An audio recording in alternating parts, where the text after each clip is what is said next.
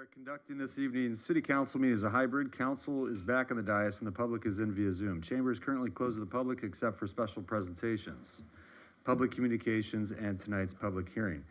Members of the public may view and listen to the meeting live this evening on Spectrum Channel 3, AT&T Uverse Channel 99, or El Segundo TV at youtube.com. And Madam City Clerk, would you please give us a roll call? Absolutely. Councilmember Giroux? Here. Councilmember Nickel? Here. Councilmember Perstuck? Here. Mayor Pro Tem Pimentel? Here. And Mayor Boyles? Here. All right. Thank you. All right, this evening we're going to have, is Pastor Scott Tannenhill on? Looks like he's on Zoom, so he'll lead us in the invocation, followed by the Pledge of Allegiance led by Councilmember Perstuck. So if you could all please rise.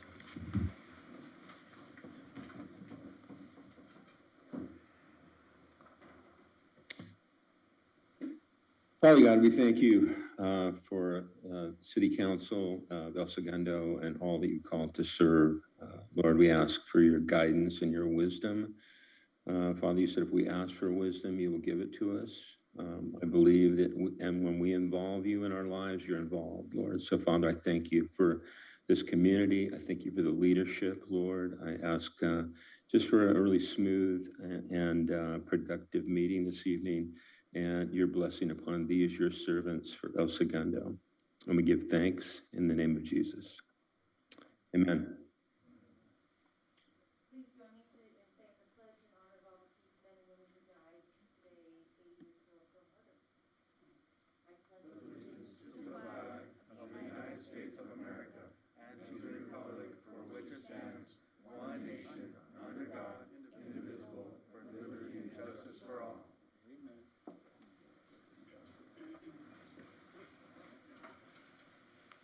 Thank you, Pastor Tannenhill. Thank you, Councilmember Perstuck. We have quite a few special presentations. First up, we have Councilmember Nickel to read a very important one.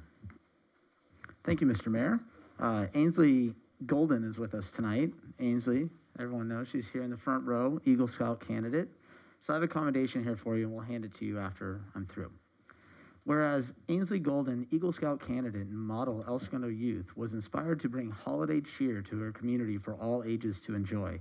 And whereas Ainsley's ability to use her woodworking talents to plan and implement her vision while showcasing exceptional organizational and leadership skills as she guided her team of scouts and volunteers through the process of designing, building, and transforming Library Park's gazebo into a whimsical gingerbread house. And whereas Ainsley's desire for her gingerbread decorations to bring years of holiday cheer and smiles shines through in her thoughtful designs, quality control, and professional product, and whereas Ainsley's diligence and perseverance is evident in her commitment to achieving the highest level rank as an Eagle Scout and continued focus on seeing through her Eagle Scout service project will be a benefit for the whole community to enjoy. Now therefore, on this day, the 7th day of December 2021, the mayor and members of City Council of the City of El Segundo, California, hereby take great honor in commending Ainsley Gulden on completing her Eagle Scout service project and adding to the El Segundo hometown charm in Library Park, where children play and residents of all ages gather to enjoy the outdoors. Ainsley, I'd like to welcome you up to the mic so you can say a few words. And for all of you in the room tonight and watching on TV, Ainsley is about to become the very first female Eagle Scout in the city of El Segundo. Correct, Ainsley?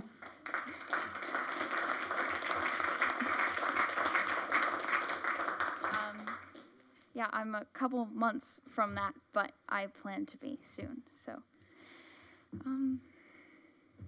I didn't really prepare much to say, but I do want to thank the council members for being so responsive when I reached out for ideas for my project, and to Ms. Todd, the head librarian, for helping me plan and organize my project.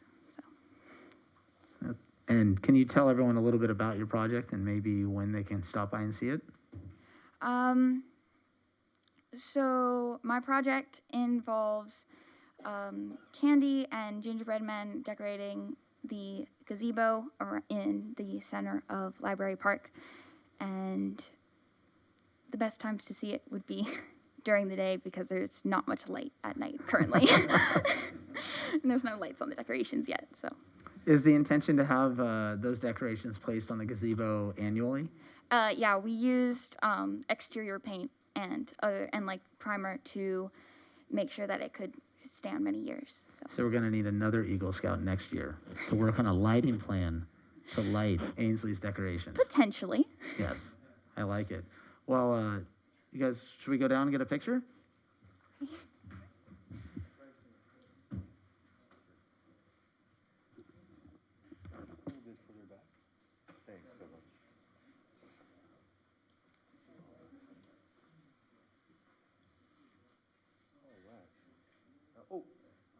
Yeah, there we go, perfect.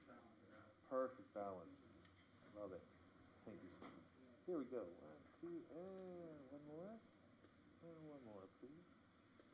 Wonderful. Thank you so much.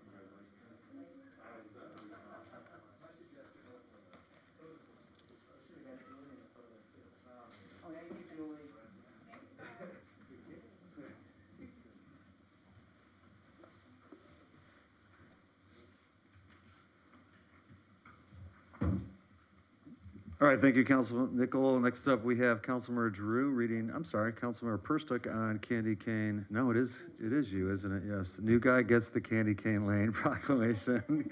Councilmember Drew, please. It's all right. All right, proclamation, City of El Segundo, California. Whereas great and wonderful events are many times the inspiration of one person, like Ken Bailey, whose simple idea that a decorated tree be placed at the end of the cul-de-sac on the 1200 block of East Acacia Avenue in celebration of a neighborhood Christmas in 1949 is 72 years later an annual holiday tradition in El Segundo, worthy of national media coverage and known as Candy Cane Lane. And whereas Candy Cane Lane features Santa Claus arriving on top of a horn-blowing El Segundo fire engine to light the beautifully decorated homes on Candy Cane Lane, unfortunately, this year Santa will immediately be returning to the North Pole after he lights up the lane due to COVID-19 safety protocols. And whereas homes, yards, and magnolia trees are brightly decorated while property owners dress up their homes for all the oohs and ahs and the tradition of Candy Cane Lane, a few good merry men of Candy Cane Lane have given this merry ho-ho-hos year after year in the Santa suit donated by Chevron. A big thanks to Spring Cleaners for generously making sure Santa's suit is sparkling for the season, the El Segundo Police Department, the El Segundo Volunteer Program, and the El Segundo Recreational Park Department heads who make sure the crowds maneuver down the lane in a safe and orderly fashion.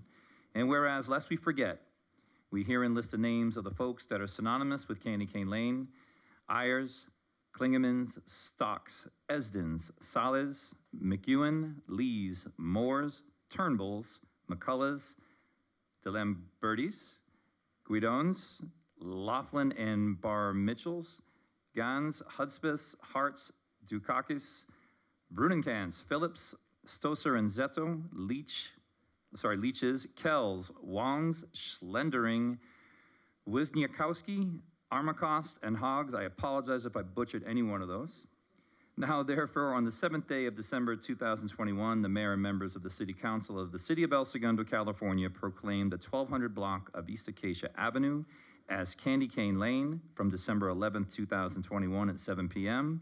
through December 23rd, 2021, and invite the young and young at heart to experience the wonders of this El Segundo holiday tradition. And I believe on Zoom, yep, I see you're up there, to be accepting this will be Jennifer Turnbull. Hi, how are you guys? Good, thanks, Jen.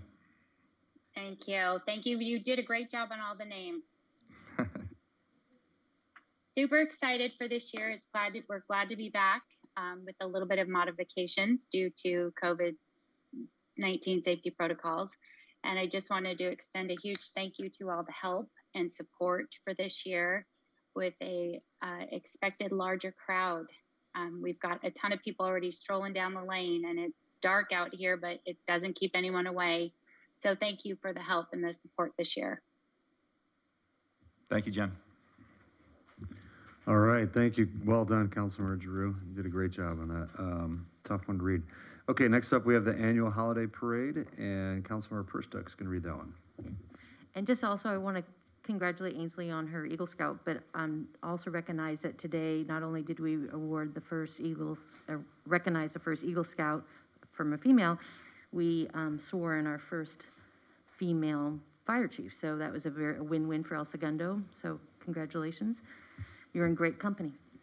All right, proclamation for whereas the El Segundo Chamber of Commerce has given El Segundo the annual holiday parade for the past 57 years, a tradition which both celebrates El Segundo and calls forth the holiday season. And whereas the parade to be held on Sunday, December 12th, 2021, from 1 p.m. to 3 p.m., with the theme of Merry on Main, will assemble on the corner of Imperial Avenue and Main and continue down Main Street, disbanding at El Segundo Boulevard. And whereas the parade will start with the Grand Marshal, end with the traditional grand finale, the Chevron fire truck, bringing Santa Claus through downtown El Segundo, and in between, the crowds will be treated to a few surprises. Maybe the got junk dancing down the street. Now, therefore, the mayor and members of the city council of the city of El Segundo do hereby proclaim Sunday, December 12th, 2021 as the 57th annual El Segundo Holiday Parade, invite the community to all traditional El Segundo holiday events, and wish the Chamber of Commerce many more years of marching down the parade. And accepting the award, the proclamation tonight will be the Chamber Director, Marcia Hansen.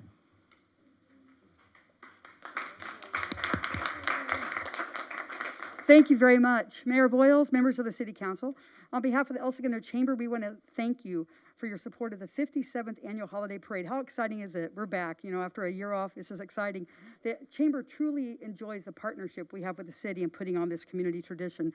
This year's theme is Merry on Main, because we're going to celebrate being back together on Main Street and be as merry as we can. We want to thank our generous sponsors and volunteers. We couldn't do this without them. The City of El Segundo and your fabulous team, we've had great meetings with them. Chevron, they'll be out on the parade route, passing out their coveted magnets and candy canes. Mattel, they're going to adorn our stage with toys that we will be donating to Sparks of Love afterwards. Los Angeles World Airports, Continental Development Corporation, EDCO, Pilates on Main, Davis and DeRosa, Code Ninjas, Accounting Breeze, International Garden Center, and El Segundo Brewing Company, the official after holiday parade party spot. So we hear that Santa is heading this way this Sunday, and we'll be coming down Main Street to see all the good boys and girls of El Segundo. So we invite the entire community to come out, join us on Main Street on Sunday, September 12th at 1 p.m. to show Santa just what a wonderful community we are. And I know we're going to see all of you coming down the parade route, some of you more than once. The parade is on, rain or shine. So we thank you. Look forward to seeing you there, and we'll see you on Sunday. Thank you. Awesome. Thank you, Marcia. So, Marshall, can you reveal who the Grand Marshal is, or is that a secret? Oh, it's a secret. Okay. Yeah, let's do a photo, Marcia. Awesome.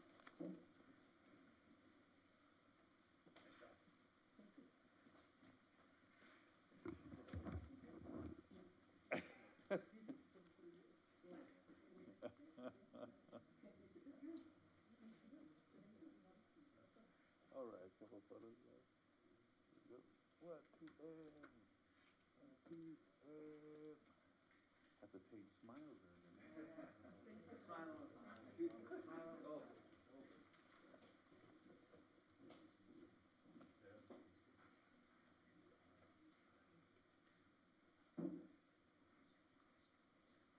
All right, next up, last presentation, we think, unless the city treasurer comes online, is the Hyperion Sewage Treatment Wastewater Spill and Recovery Update. Mr. Mitnick, who will present on this? That'd be Elias Hassoun. Good evening, Mr. Mayor and members of the City Council. This is an update regarding Hyperion as of today. With respect to the reimbursements, a total amount of $3,667,571 has been paid to 1,817 residents. Approximately 85% of all claims have already been processed. Next, with respect to Hyperion tabletop exercise, this exercise was successfully held on November 17th and November 18th. Next, with respect to the Hyperion air monitoring project, this project is on a schedule. There will be two temporary mobile trailer units which will be fully operational by January of next year. These units will monitor hydrogen sulfide, and the transition to 3 permanent units will take place throughout the year 2022. Next, the 2 scrubber projects are on schedule, and they both will be fully operational by end of this month. With respect to the odor complaints, AQMD received a total of 24 complaints for last 2 weeks. That's on average less than 2 complaints per day. And the next item is the Los Angeles Regional Water Quality Control Board. They issued a notice of violation on November 30th to Hyperion because of its failure to perform the needed offshore sampling in month of October and November. These violations will be further addressed in future enforcement actions by the Regional Water Board. And at this time, currently, there is no additional requirement for Hyperion to conduct any more offshore monitoring other than routine sampling. And at last, this is to inform all the viewers that that Hyperion has tentatively scheduled to host the next El Segundo Citizen Forum meeting next month on January 20th of next year at 6 p.m. And I'll be glad to answer any question that you may have. Thank you, Mr. Sassoon. Yes, sir. Councilmember Giroux. Elias, you mentioned 85% of the claims have been reimbursed. That still leaves a little bit of a balance there. Are we working or helping out residents that still have not been reimbursed? I mean, it's been a long time here. You're talking 5 months. So I know there are still people obviously who have not gotten reimbursed. Are we still assisting anyone with that process? Yes, sir, we sure are. As soon as we do receive any information from anyone who has had a hard time to get their paperwork processed, either myself or my colleagues at the city manager's office, we submit the information to Hyperion, and they've been frankly very responsive. So in the last 2 weeks, I only received one email, but I haven't really received any other complaints other than just one person. All right, thank you very much. Sure. Okay, colleagues, any other comments? Mayor Pro Tem. One question on the Regional Water Board. I know this notice of violation is for the offshore sampling. Do we know if they have any ongoing investigations into the water quality that they sold to West Basin? West Basin had to purchase a substantial amount of clean water because that substandard water, undoubtedly that will be passed to ratepayers eventually as a cost. Do we know if there's any ongoing investigation on that? I'm not aware of any specific investigation, but I do believe that if there was any issue, any problem, we would have been told. So I'd be more than happy to double check, but to my knowledge, there has not been any issue. But again, I'll be more than happy to double check with the board. Thank you. Sure. Nothing else?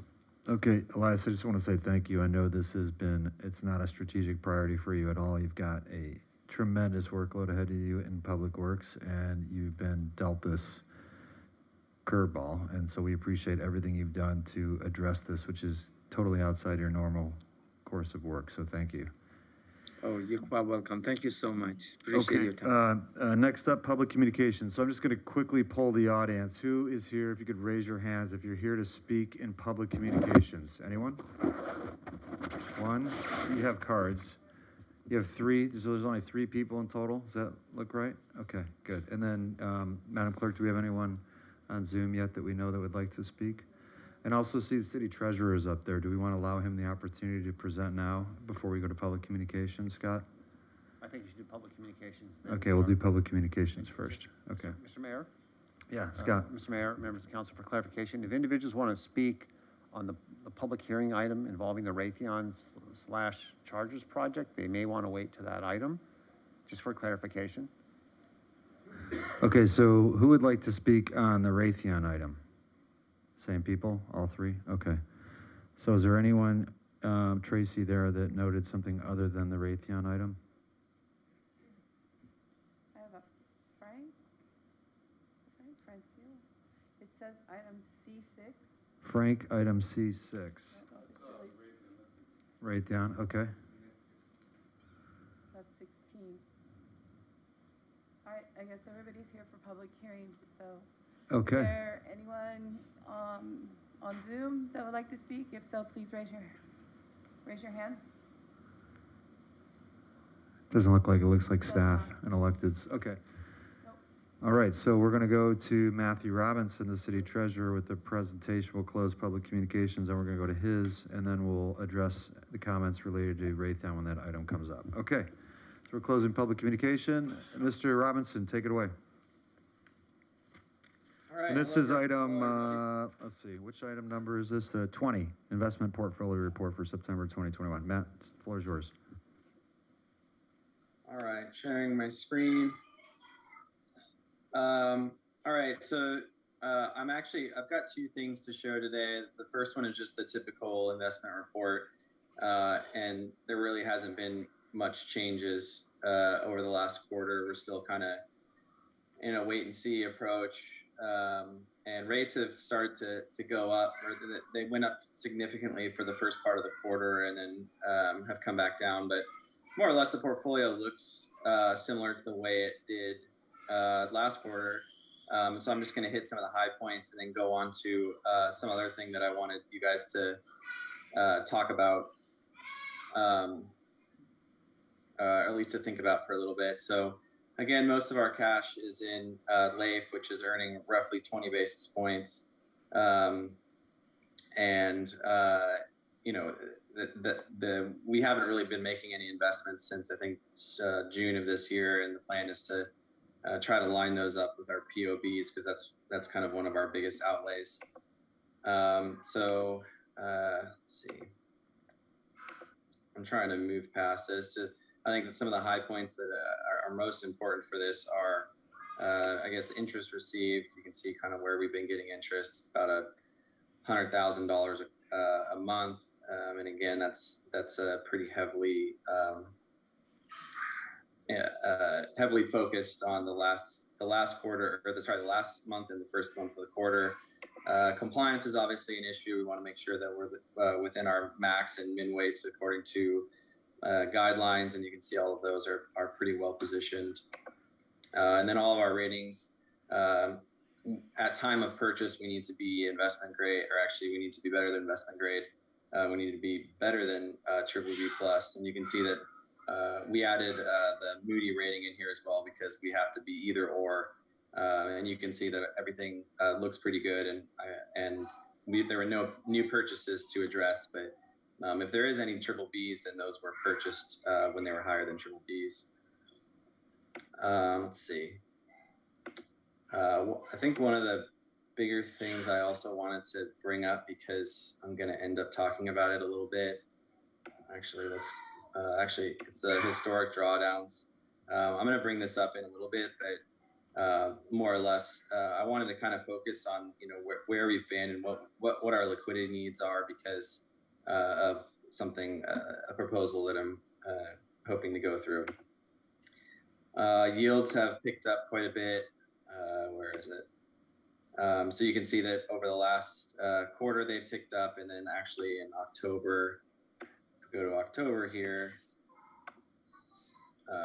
they've gone up substantially more. So this is kind of as expected. I think that a lot of people were anticipating yields to go up, inflation to go up. We're starting to see that. Here's unemployment versus inflation. You can see that this is the realized inflation. Inflation is really starting to show up. Unemployment's going down. The predicted kind of 5-year break-even inflation shown by TIPS has gone up, had a little tick up here in October, and is up close to 3% now. But more or less, I think, I think I was just trying to kind of go through this because there really hasn't been many changes to the portfolio. But what I kind of wanted to talk about was something regarding the trust. So I don't know, I got to go back to the section 115 trust, because I've been mulling over this for a while, and I kind of wanted to do an analysis and kind of give you guys an idea of what I was thinking. And the idea is that, you know, we're kind of missing out on some diversification benefits by not kind of utilizing that a little bit more. Not to mention it can save staff time in terms of, you know, we can get some good diversification. We don't have to go out and buy individual bonds and incur the transactions costs there. And if we can find some pretty big, large cap, you know, kind of mutual fund situations like this would present, then it could be good for us. So I wanted to kind of show you, this is something you've already seen, which is our current portfolio. I think I did this as of October, but we have about $100 million, and everything is in short-term fixed income.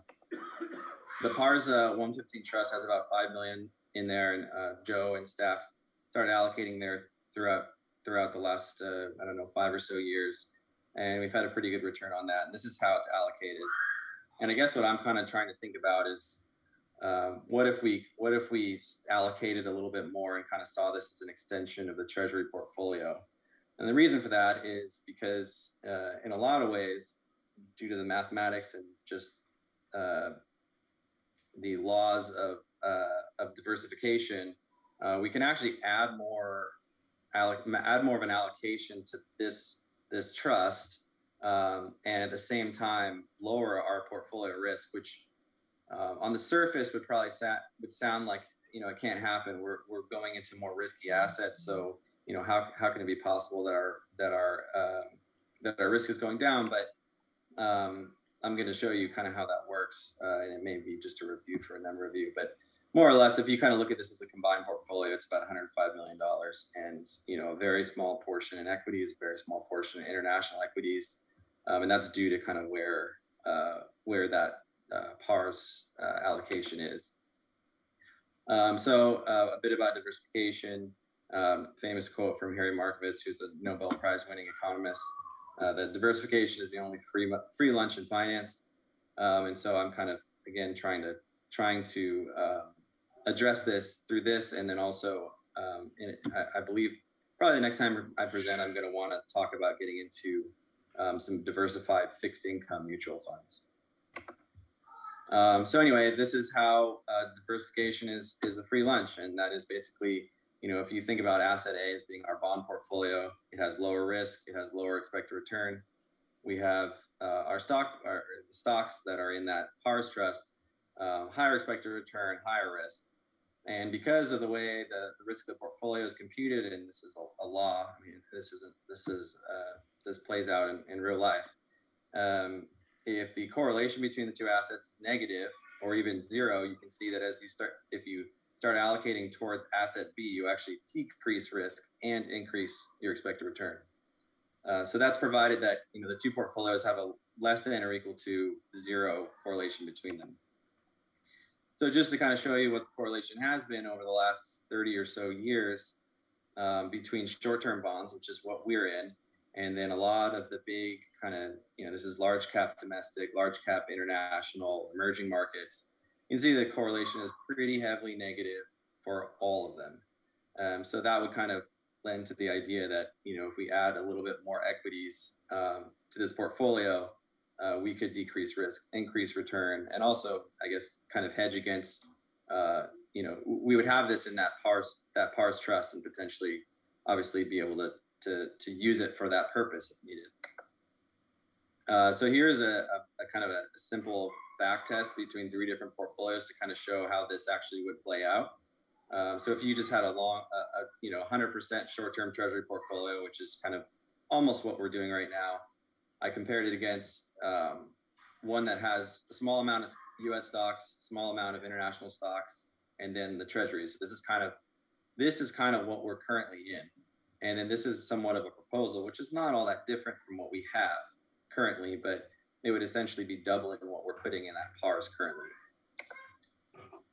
So now, if you go to the simulated results, you can see that, in fact, as you kind of move away from an all fixed income portfolio towards some that have just a small sliver of equities, you can see that the standard deviation or the risk of the portfolio goes down, the expected return, or sorry, the actual realized return goes up anywhere from 20 basis points, pretty much 20 basis points for every increment that you make in equities. And 20 basis points on a $105 million portfolio is over $200,000 a year. So, you know, if we did that, that's maybe in the long run what we could expect. And then this is kind of to address some of the liquidity concerns. Again, we're talking about putting $5 million of the portfolio into this PARS, which can be removed at any time against normal pension costs. But you know, you can see that over any 12-month period, we've hardly ever, and this is the green line, we've hardly ever been negative. And if we've been negative, it has been maximum about 5 million drawdown. On a monthly basis, obviously there's been some bad months during COVID. You know, we had a $15 million drawdown, but I guess what I'm saying is that, you know, we kind of want to stay like $20 million liquid to kind of accommodate these things, but the remainder of the $80 million is really long-term money. And so I guess what I'm saying is that, you know, I think that we should have a long-term perspective on that. So anyway, last thing I will share, things to consider. Basically, you know, the back of the envelope arithmetic that I've shown you shows that we can, you know, more or less double this, and the optics would look a lot better. And we could do that by two ways. One of them would be that we could add another $5 million to that trust. And again, you know, I'm naive in terms of what would go into that and what kind of sign-offs we'd need and how we'd be able to pull that out. The other option is that we could change the strategy to be more aggressive, to essentially, because right now we have 5 million and half of it's in equities, half of it's in bonds in that moderate index plus. But if we went to kind of an aggressive index plus or something for the entire portfolio, that would have achieved the same goal. But I think that, you know, personally, I would opt for the first one just because it would also allow us to kind of get more diversification and more passive on the fixed income portion of that as well. So anyway, yeah, the last thing is, you know, navigating the policies and all that we have and all the sign-offs that we would need to get to do something like this is, I guess, just something that we'll need to think about. And that is all I have. All right, thank you, Mr. Robinson. Any questions from Matt? Yeah, Mayor Pro Tem. On the 115 trust, those are still bound to be pension-only expenditures. Is that right for the city attorney? Yes.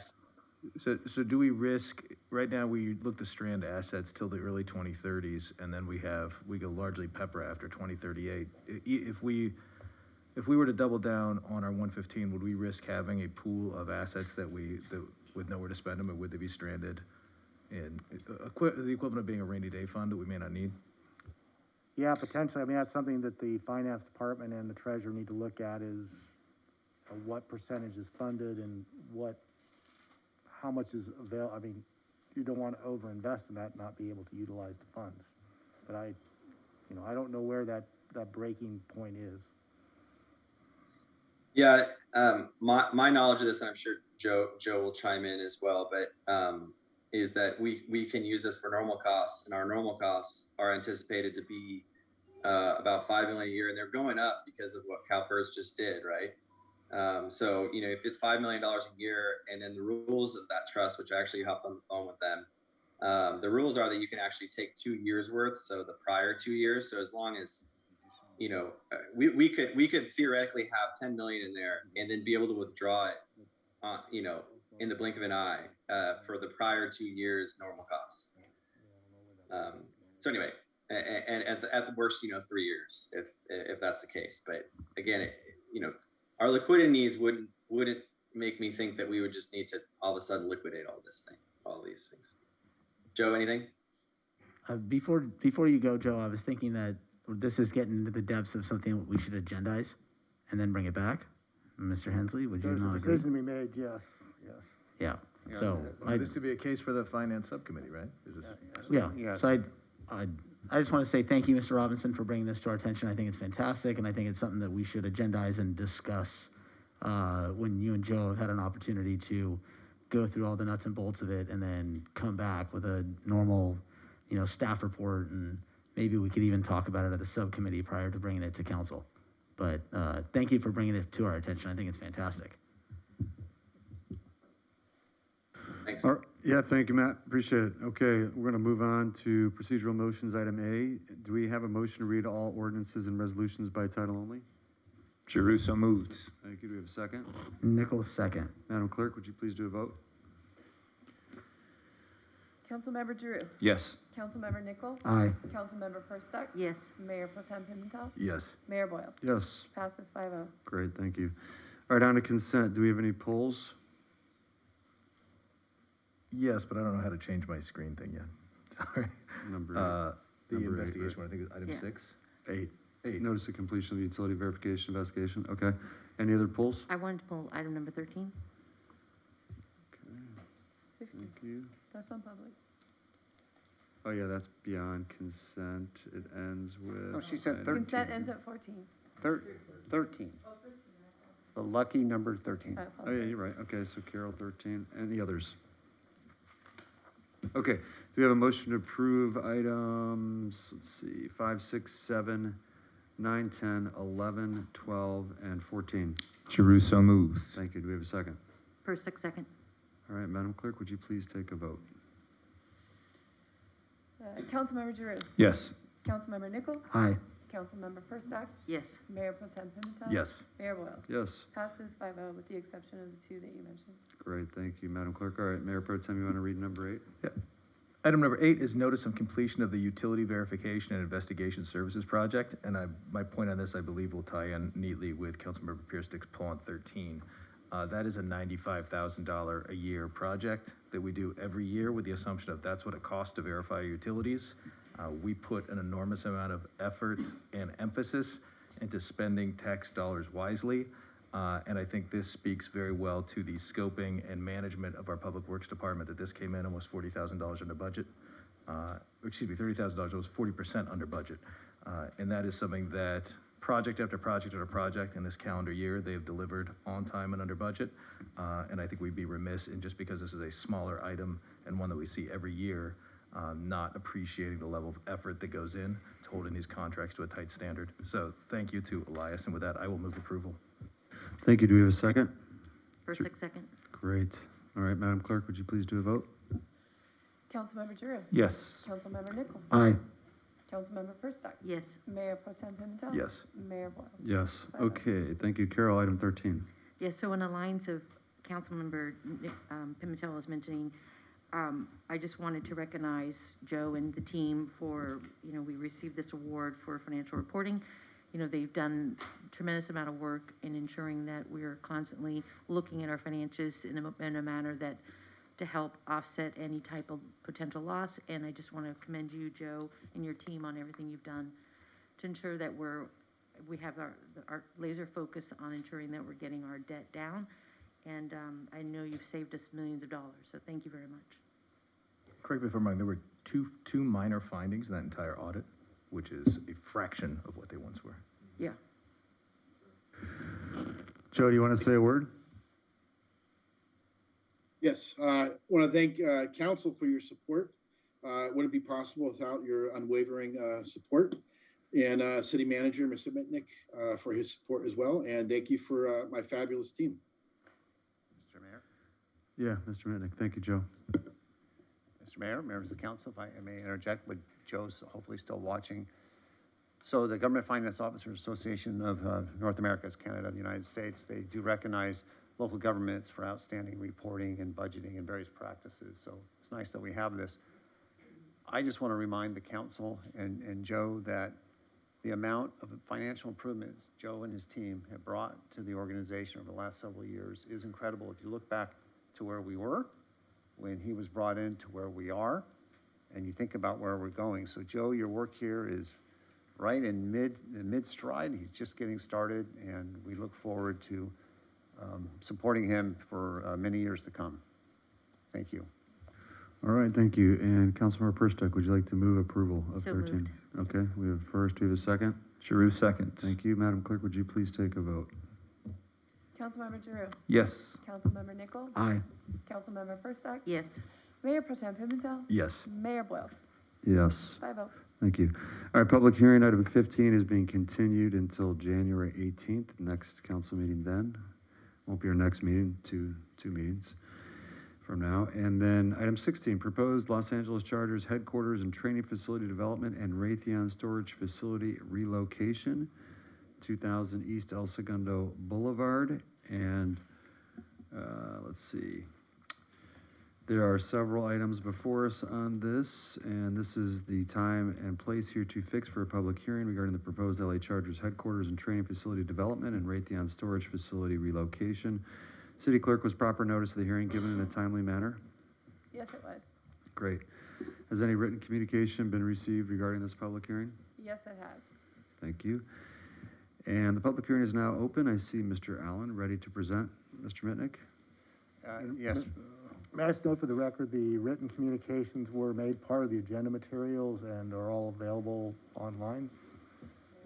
Thank you. Thank you, Mr. Ainsley.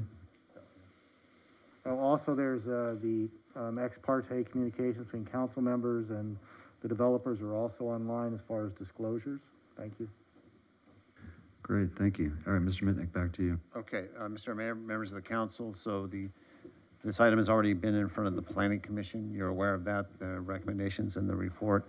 So our Development Services Director, Michael Allen, will start, and I'll turn it over to him. Thank you. Thank you, Scott. Good evening, Mayor, members of the City Council. Before you tonight, as was mentioned, is the consideration of the proposed Los Angeles Chargers headquarters and training facility development, along with the consideration of the relocation or demolition and reconstruction of the Raytheon storage facility located at 2000 East El Segundo Boulevard. There are 4 actions in front of the City Council this evening. First of which is the adoption of a resolution related to the addendum of the certified El Segundo South Campus specific plan, environmental impact report. The second is the first reading and introduction of the ordinance approving the Second Amendment to the development agreement and minor modifications to the specific plan. Third is the adoption of a resolution approving the vested tentative track map. And fourth, adoption of a resolution approving site plan review 21-02, which is specifically related to the storage facility. To outline these items that are under your consideration, we have our contract planner, Brad Meismer, with me, who will give a more elaborate presentation summarizing the Planning Commission presentation as well as their recommendation to the council tonight. Before I step down, I just want to acknowledge staff's work. Much of this legwork was done prior to my time coming on board, so I do really have to hand it off to the Planning Division and their staff for the very heavy lift of getting this before the City Council tonight and bringing it before the Planning Commission under the time limitations that we had. And so I do want to thank staff and Eduardo specifically, our planning manager, who really did the heavy lifting. So with that, I'll hand it over to Brad. And then after Brad's presentation, we'll be available for any questions. Thank you, Director Allen, Council, Mayor, and Pro Tem, and council members. Thank you. My name is Brad Meisner, and I'm a contract planner, as Mr. Allen indicated, that's been hired to help assist the city with the processing of this application. So before you this evening, it's my pleasure to present the newly proposed Los Angeles Chargers training facility and Raytheon storage building. And by way of a project overview, what we intend to cover this evening is a bit about the El Segundo South Campus specific plan. I'll then get into detail on the Chargers facility, the Raytheon storage building. We'll talk a bit about the Nash Street extension roadway, the necessary entitlements, and then a bit about the development agreement itself. There we go. So before you, here's an aerial view of the El Segundo South Campus specific plan. It's generally bounded by Pacific Coast Highway to the west, El Segundo Boulevard on the north, and then along the eastern boundary is the Metro line, the Green Line. The El Segundo Campus specific plan was adopted in January 19th in 2016. It represents 142 acres of land. It's intended to promote for a mix of uses for office, light industrial, commercial, retail, and recreation and open space. The plan standards and guidelines within that document are intended to achieve high-quality design and development. And lastly, further, the implementation of that specific plan will facilitate economic growth and job opportunities for the city. The proposed project, the new training facility for the Los Angeles Chargers, would include a 3-story headquarter facility of approximately 143,700 square feet, 3 full-size practice fields, football fields, with lighting, storage buildings for groundskeeping and maintenance, 347 parking spaces broken into 2 separate on-site parking lots with landscaping, as well as privacy netting along the eastern and southern boundaries to ensure privacy of that practice facility. Here is a site plan showing the fields there to the right. We'll get into a little bit more detail there. It will be an aerial view, so you're looking at the white sort of rectangle is the top of the actual building itself. You can see the 2 parking lots I just mentioned, one to the west and one kind of tucked back behind the practice fields to the south. The building itself is upwards of 54 feet in height, 3 stories. As I mentioned, 143,700 square feet. The design of itself is very modern, with an iconic design. You can see a lot of the angulation of the building, with the dramatic overhang there, a plaza entry, and open balconies. Here's another perspective rendering that gives you an idea of sort of the scale and mass of the building, as well as the location of where the practice fields would be. The fields themselves would all be natural grass with artificial turf around the perimeter. Furthermore, there's substantial amount of landscaping throughout the site, upwards of 325,000 square feet of landscaping in the form of the fields, landscaping throughout the parking lots, and landscaping within planters of 40,000 square feet. 47 trees would adorn sort of the roadway frontage. Staff has reviewed the specific plan for the development standards, including fencing, lighting, signage, setbacks, height, and has found that this project is compliant with the specific plan standards. In terms of the new storage building for Raytheon, this would be a 1-story, roughly 20-foot building of 5,865 square feet. It would be ancillary to Raytheon's existing facility, and it would replace an existing storage buildings that are being removed to accommodate the Chargers facility. Here is a site plan showing essentially where that new storage building would be back there towards the southern portion of the existing property. And here's a perspective rendering. Again, it's a Butler-style building of about 5,800 square feet. As part of the proposed project, the Nash Street extension would need to be realigned. And so during that realignment and under the final design and construction of the roadway, what you would have is a new Class 2 bike lane, landscaping, as well as sidewalks in that final road design. To accommodate that, minor amendments of the specific plan are necessary. And what would be necessary is to update a number of the existing exhibits that are part of the specific plan to include the new Nash Street extension. This is a visual showing the current layout, and just, it's very slight, but I'm going to show you before and after image to indicate just sort of how the Nash Street extension sort of flattens out. Here you can sort of see it's more of a hook shape, and then what would happen is towards the end it would flatten out there more towards Hughes. And so what ends up happening there is, as part of the application, a new vesting tentative track map is necessary. There are 26 properties that make up the specific plan in total. 13 properties would need to be somewhat realigned, their sizes, their shapes altered due to the roadway extension. So again, before and then after. As I touched on before, there are a number of entitlements, and Mr. Allen mentioned them before. You're being asked this evening to consider whether the EIR addendum is sufficient to take a look at the provisions within the development agreement amendment. the minor amendments of the El Segundo South Campus specific plan. There's a vested tentative track map that's necessary as well as site plan review for both the Chargers facility as well as the Raytheon storage building.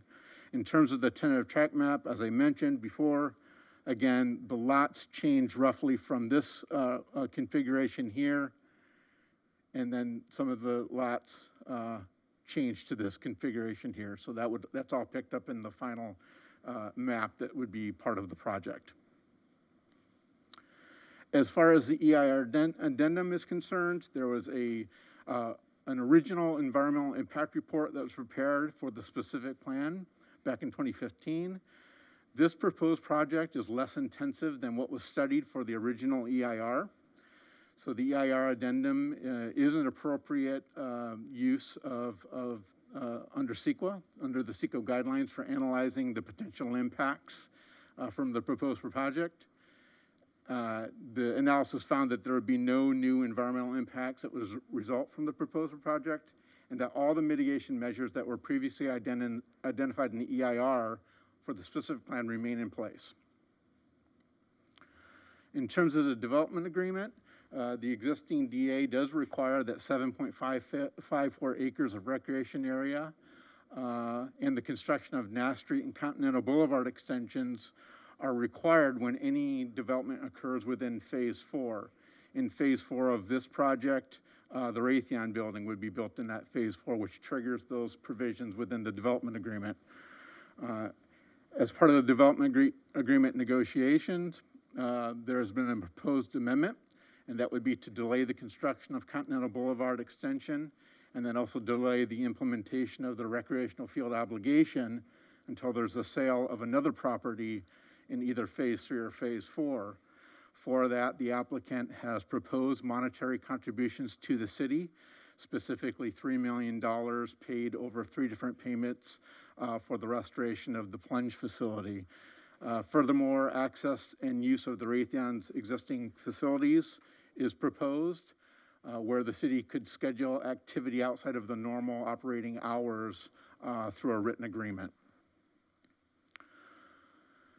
During the Planning Commission meeting that was held on November 18th, the commission heard all of this testimony and heard presentations from both staff and the applicant. They ultimately voted unanimously to recommend approval of the resolutions to council. During that public hearing, the commission discussed the open space and park dedication requirements of the DA.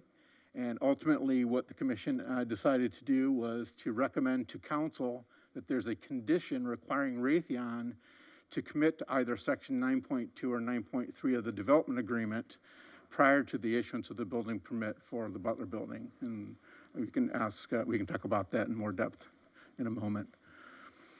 Subsequent to that meeting, the applicant has taken another look at the conditions of approval within the resolutions and has recommended a few alterations to both Resolution 2904, and those were the Planning Commission resolutions, 2904, which is for the Raytheon storage building, as well as some alterations to Resolution 2903 as part of the Chargers facility. Generally speaking, staff has reviewed what the applicant has proposed. There's not much objection to those at all. One of the provisions didn't make sense and it was going to be stricken. The one condition that I think is for the commission, or excuse me, for the council to consider here this evening was there was a condition of approval that stated that for the final design of the poles and the netting along the metro line, that would have to come back to the Planning Commission in specificity so that they could review the amount of poles, the height, what the netting would look like, how opaque would that netting be. Furthermore, staff had proposed that it would be a retractable net that could come up and down. The applicant is asking that be stricken from the resolution. And so really what we believe is before the council this evening is how vague should that condition be to offer more flexibility for the Planning Commission to look at those designs, or do you want to offer up some very specific ideas around how that should be designed? And so that's for council consideration this evening. And And then with that, as Mr. Allen indicated, there are 4 recommendations this evening, and they are to adopt the resolution adopting the addendum to the certified EIR, to waive first reading and introduce an ordinance approving a second amendment to the development agreement and minor modifications to the specific plan, to adopt a resolution to approve the vesting tentative track map number 83507 and site plan review 2101 for the construction of the Los Angeles Chargers facility. And last but not least, adopt a resolution to approve site plan 21-02 for the construction of the new storage building for Raytheon Corporation. With that, that concludes staff's presentation. We're certainly here to answer any questions that you have, and I know that the applicant has their presentation as well. Great. And do we want to go to public input before the applicant, or should we hear from the applicant first? The applicant should make their presentation. Okay, next. let's have the applicant present, please. As the applicant's getting ready as well, I just wanted to reiterate, there's a second slide to those proposed modified conditions of approval, and so when the time comes, we can review those. There's about 3 conditions, and the applicant has proposed some modified language. Staff has concurred with some of the modified language, but suggests a slight alternative, and so when the time comes after the applicant's presentation, we can review those as well.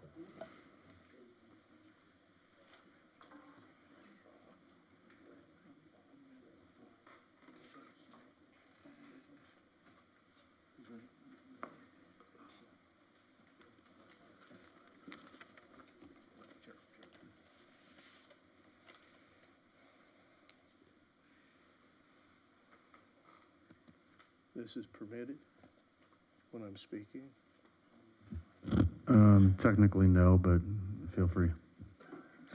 Okay. Jake, you ready?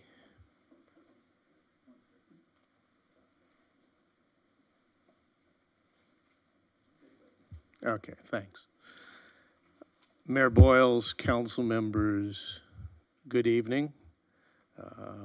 Hopefully we can spend a little bit of time now talking about some football, but before we get started, I would like to thank city staff for all their efforts and hard work, and the Planning Commission for their efforts in getting us to the point we are this evening for your consideration. So, over the past 50 years, Continental Development Corporation has been steadfast in its commitment to be a great corporate citizen, and we have brought many, many projects, many diverse projects before the City Council that have contributed to the vibrancy and financial well-being of the City of El Segundo. Tonight, we are before you seeking approval for the most exciting new project that your applicants have ever undertaken. And so with that, why don't we get started?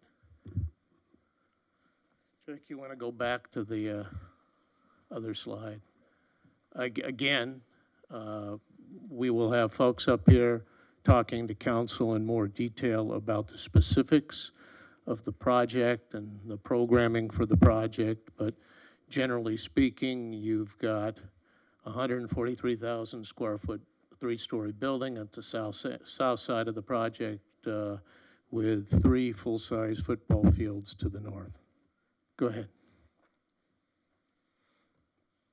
Giving a little background as to kind of how we got here, we want to start by making it clear, if we could, that the project's a permitted use under the El Segundo South Campus specific plan.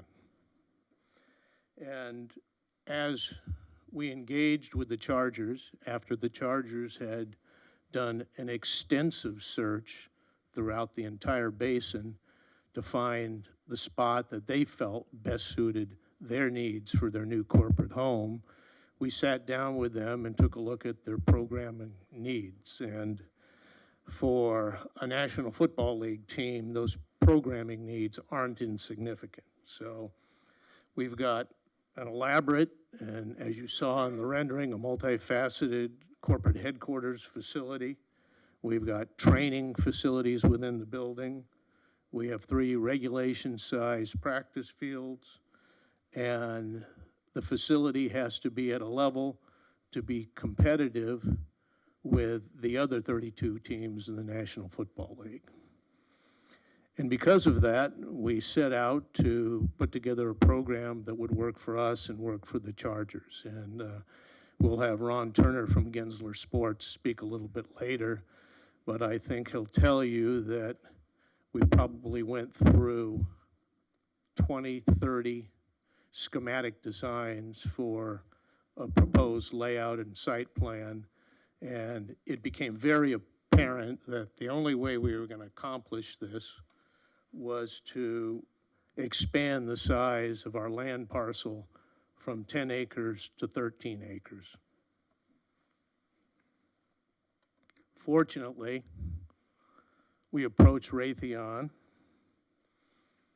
and Raytheon, who didn't have property on the market for sale and had no plans to sell their property, accommodated our needs so that we could fulfill the programmatic needs of the Los Angeles Chargers, with the proviso that no infrastructure requirements with phases 3 or 4 are triggered by the sale of the land to us.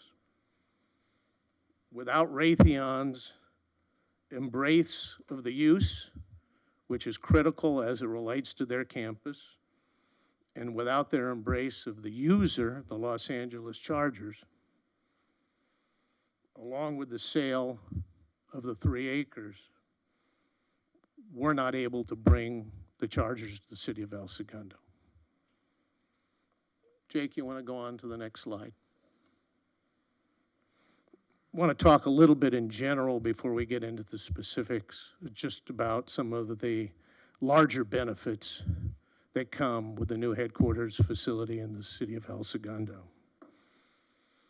El Segundo would become the only city in the United States with team headquarters for pro football, basketball with the Los Angeles Lakers, hockey with the Los Angeles Kings, and professional rugby with the Los Angeles Guiltinis.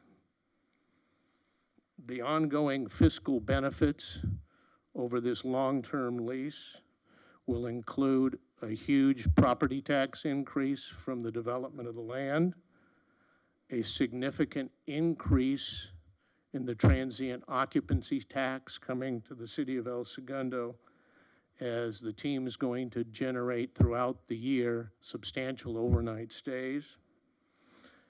In addition to the patronage of all the employees in the facility at not just our retail development on El Segundo Boulevard, but those on Main Street and along the Rosecrans corridor. Additionally, as mentioned by staff, we are prepared to provide a $3 million cash community benefit from CDC MAR and the Los Angeles Chargers for the renovation of the plunge in downtown. Raytheon, and they'll talk a little bit about it further, will enter into a binding agreement through 2036, with automatic extensions to allow public use at no cost of the existing 14-acre recreational fields that exist on El Segundo Boulevard, and Raytheon will construct approximately 30 additional parking stalls to accommodate the increased utilization at the site. The project's also going to ensure a quick completion and acceleration of the Nash Street extension, which will provide a needed public thoroughfare in a north-south direction connecting up from El Segundo Boulevard down to Hughes Way. Job creation during the development phase will be significant. We'll have hundreds of jobs created in the community, many for these folks here who are residents of the city of El Segundo. Having the Chargers here in the city of El Segundo will substantially add to El Segundo's name recognition, and El Segundo will quickly become known throughout the United States as the #1 location and home for professional sports. We're going to have a few folks up tonight to talk about some of the additional details of the project. We'll have Fred Maz, Chief of Staff for the Los Angeles Chargers, speaking about the team, their organization, and their engagement within the community as they make El Segundo their new home. With Fred this evening is also Jeannie Bonk, Chief Operating Officer and Chief Financial Officer for the Los Angeles Chargers, and Richard Lundquist, who will speak this evening as well, will read something from Dean Spanos, owner of the Los Angeles Chargers, too. Ron Turner's going to get up and talk a little bit about the details of the project and just how intricate the development is and all the components contained within the building and the complexity of the construction of these 3 professional fields. After Ron, Richard Lundquist, President and CEO of Continental Development, would like to say a few words to the council, and then Alex Rose and I will attempt to answer any questions the council may have of us. And if we can't direct those questions to folks in the audience who have the resources to answer the questions of council. With that, let me turn it over to Fred, and Fred will say a few words.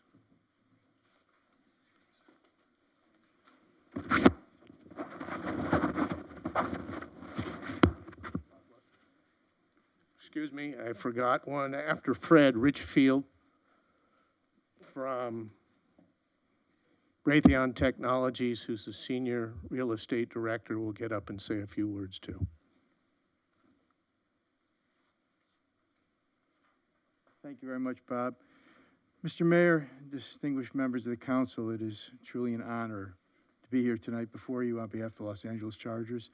As Richard will read a note from our owner, Dean Spanos, unfortunately, he and his wife, Susie, and the other members of the family could not be here to give these remarks themselves, but coincidentally, they're being honored this evening by the Make-A-Wish Foundations of Los Angeles and Orange Counties as the couple of the year, and so couldn't be here. But they send their regrets and wrote a note to Richard. He'll get a chance to read that. Bob introduced Jeannie Bonk, who's also here, not just the mainstay of the Chargers organization, but also has been one of the highest-ranking women in the NFL for a number of years. And she, we would not be here without her and all the hard work that she has done. You know, my first trip in January of 17, when I started looking for a permanent residence for our team and for our organization, was in El Segundo. And I explored a number of sites, a number of the old remnant parcels from a lot of the defense contractors, met with lots of folks. And at the time, because couldn't find anything that worked. In fact, the first time I think I met Alex and Bob was probably a year, 10 months after that, and nothing just seemed to work given the constraints and the needs of the organization. But, you know, as they say, luck is really when preparation meets opportunity. Here we are, almost 5 years later, at this incredible location, this great opportunity before this wonderful city that's embraced us. It is truly an honor for us to have partnered with CDC and Richard and his team, along with the Marventure people, Raytheon and others, to bring to fruition what is going to be a very exciting project and a future for our team. You know, modern professional football is more than just 17 Sundays. It's a 12-month-a-year business. It involves tentacles and a reach well beyond what just happens on the football field. What Jeannie and I do every day involves many aspects of the community. We've been involved for the whole history of this organization, going down to our original founder, Alex Spanos, in all community activities, engagements, and charities. It is a very important part of who we are in our DNA and part of our culture.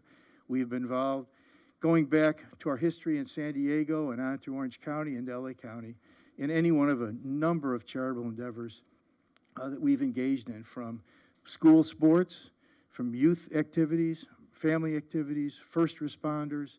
I could go on and on and on of the things that we've done and this family has done. It's truly an honor to serve them. And I can't wait for the opportunity for you all to meet them and meet this organization and see the kind of things that we can do collectively and collaboratively to bring the NFL to Segundo and El Segundo to the NFL. So, as I mentioned, it is, I appreciate the opportunity, the honor of being with you, the welcome we've got from Scott and others. So, onward and upward as we begin to build this facility and begin to move to town. I'll be here in the audience. If there's any questions or anything I could address, please feel free. But again, thank you very much for the opportunity.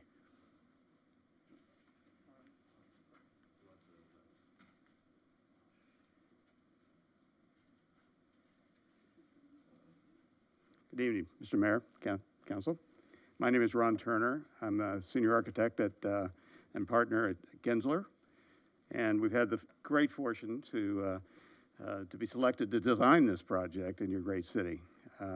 As Fred mentioned, we looked at this site and we tried as hard as we could. As Bob said, we needed a little more space. As you can only imagine, with 3 fields that all have to be flat in the same plane and the building in the same plane, it takes a lot of space, and it all kind of has to be continuous.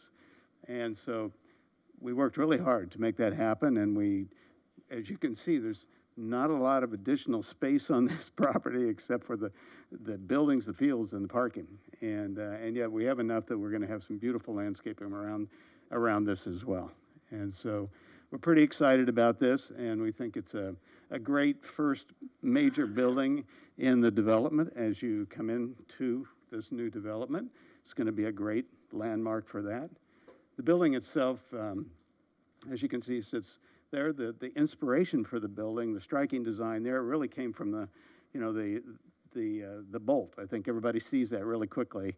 We work with a lot of NFL teams, and when they saw this, and it was obviously put in the press around the country, they said, wow, it looks like the Chargers. And so that was success for us. That's what we sort of look for. And so as we work our way around the building, you can see on this side, this faces the field. That's for the offices for the team, and then the lower level is all the practice facility, training facilities, everything for the players. And that's really their home. As Fred mentioned, while they play a few games in SoFi, this is where they are every day of the week, and this becomes really their home. And so this is some nice views as you go around the building, and I'm here for any questions you might have about this, and feel free. Thank you. Thank you both.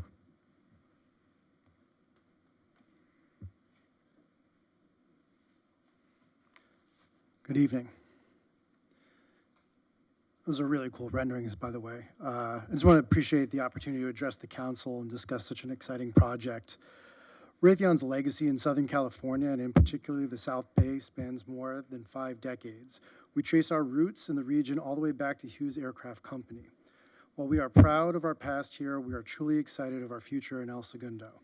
At present, we have over 6,000 employees in El Segundo, including the addition of 2,200 more employees between 2018 and 2020, across nearly 3 million square feet in the city, and we have volunteered over 8,700 hours this year, not even including January and February. And we have accumulated numerous awards within the community, including 2019 Chamber of Commerce Business of the Year. We also have a Raytheon employee on the board of the El Segundo Chamber of Commerce and 2 members on the El Segundo Economic Development Corporation. At Raytheon Intelligence and Space, we focus much of our community involvement on science, technology, engineering, and math, or STEM education initiatives, as well as preparing veterans for new careers and connecting our local communities to address social welfare issues. This includes, from March to early December, our El Segundo-based employees have made financial contributions of nearly $1 million. Raytheon donated over 315,000 masks across the country, of which 70% were in the El Segundo and LA area. Raytheon puts in a considerable amount of time and effort supporting FIRST programming in Greater LA that includes team and regional competitions, the FIRST Lego League, FIRST Tech Challenge, and FIRST Robotics competition. During the 2019 and 20 season, we supported more than 40 local robotics teams in California, with 50 employees contributing nearly 10,000 hours volunteering and mentoring students. A majority of these employees are based in El Segundo.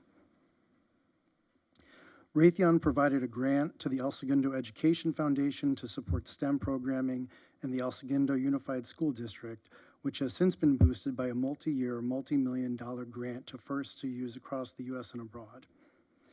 For Engineers Week, students from ESUSD are involved in El Segundo facility tour, in our El Segundo facility tour for a hands-on STEM activities, including a fun engineering design challenge. And we have partnerships with organizations like Boys and Girls Clubs of America, California Science Center, El Segundo Education Foundation, FIRST, Operation Homefront, The Mission Continues, Bob Hope USO LAX, Los Angeles Regional Food Bank, and the UCLA Foundation. We have deep roots in the community, and we're here today to do our part to help the Chargers establish roots here as well. We are here today because CDC-MAR approached Raytheon and told us the Chargers wanted to come to El Segundo, but they couldn't fit their headquarters and practice facility on the Phase 2 land we had previously sold them, and they needed 3 additional acres. This was not land we were marketing for sale, and CDC-MAR couldn't bring the Chargers to El Segundo without it. We like the use and the community benefit of having the Chargers in El Segundo, but we agreed to sell the 3 acres only if it meant the Chargers project did not trigger any of the Phase 3 or Phase 4 requirements, and specifically the requirements to construct Continental Boulevard and the requirement to either open the private park to all specific plan employees or dedicate land for a park to the city, and provided that we could also locate the Butler building in the Phase 4 area without triggering Continental or the park. The Planning Commission has recommended condition of approval number 11, which would require Raytheon to elect between opening the private park to all specific plan employees or dedicating land for a park to the city before Raytheon could construct the Butler building. Raytheon can't move forward with this transaction if the Planning Commission's condition of approval number 11 is imposed on the project. The world is an uncertain place right now, and we need to maintain the flexibility afforded to us in the development agreement to decide whether the park will be private for campus employees or make the land available to the city outside of our secure perimeter when the requirement gets triggered when we develop either Phase 3 or Phase 4 in the future. Having said that, we fully appreciate the passion for the park, and I know that Scott Pozo was before this committee in September of 2019, and there were 2 takeaways from that meeting that I think warrant addressing. Scott communicated that we would have to solve the park during the next phasing. What we didn't anticipate at the time is the request from CDC-MAR for the additional 3 acres of land in order to accommodate the Chargers. To be clear, this 3-acre sale and everything that goes along with it is an accommodation to help CDC-MAR bring the Chargers to El Segundo. And I'll reiterate Scott's comments that beyond this accommodation, I don't see how there could be any other development without triggering the park in the next phasing. Scott committed to the concept of Rexham Park using our employee recreational fields during off hours until the park requirement is triggered. We've done so, and I believe that this is working out well for all parties. I haven't heard anything to the contrary. As specified in the agenda, we're also proposing as a consideration to lock that handshake agreement into a binding recreational facilities use agreement. As you previously heard, it's also worth mentioning that Raytheon is in the planning phase to add 30 parking spaces adjacent to the Raytheon fields to improve access and safety. This is not a consideration. This is just something that we're doing because it's the right thing to do. Nobody asked us to do it. It's not a condition. It's just something we're doing. And also, what you haven't heard so far today is that we've also agreed to support the request of the LA Giltinis to our fields for practice, otherwise known as the 3rd or hopefully 4th professional sports team in El Segundo. There's no sugarcoating it. This is an exciting project. I just hope we can get this one over the goal line together and end up something really great for this community. I'm here if you guys have any questions. Thanks for your time. Thanks, Rich.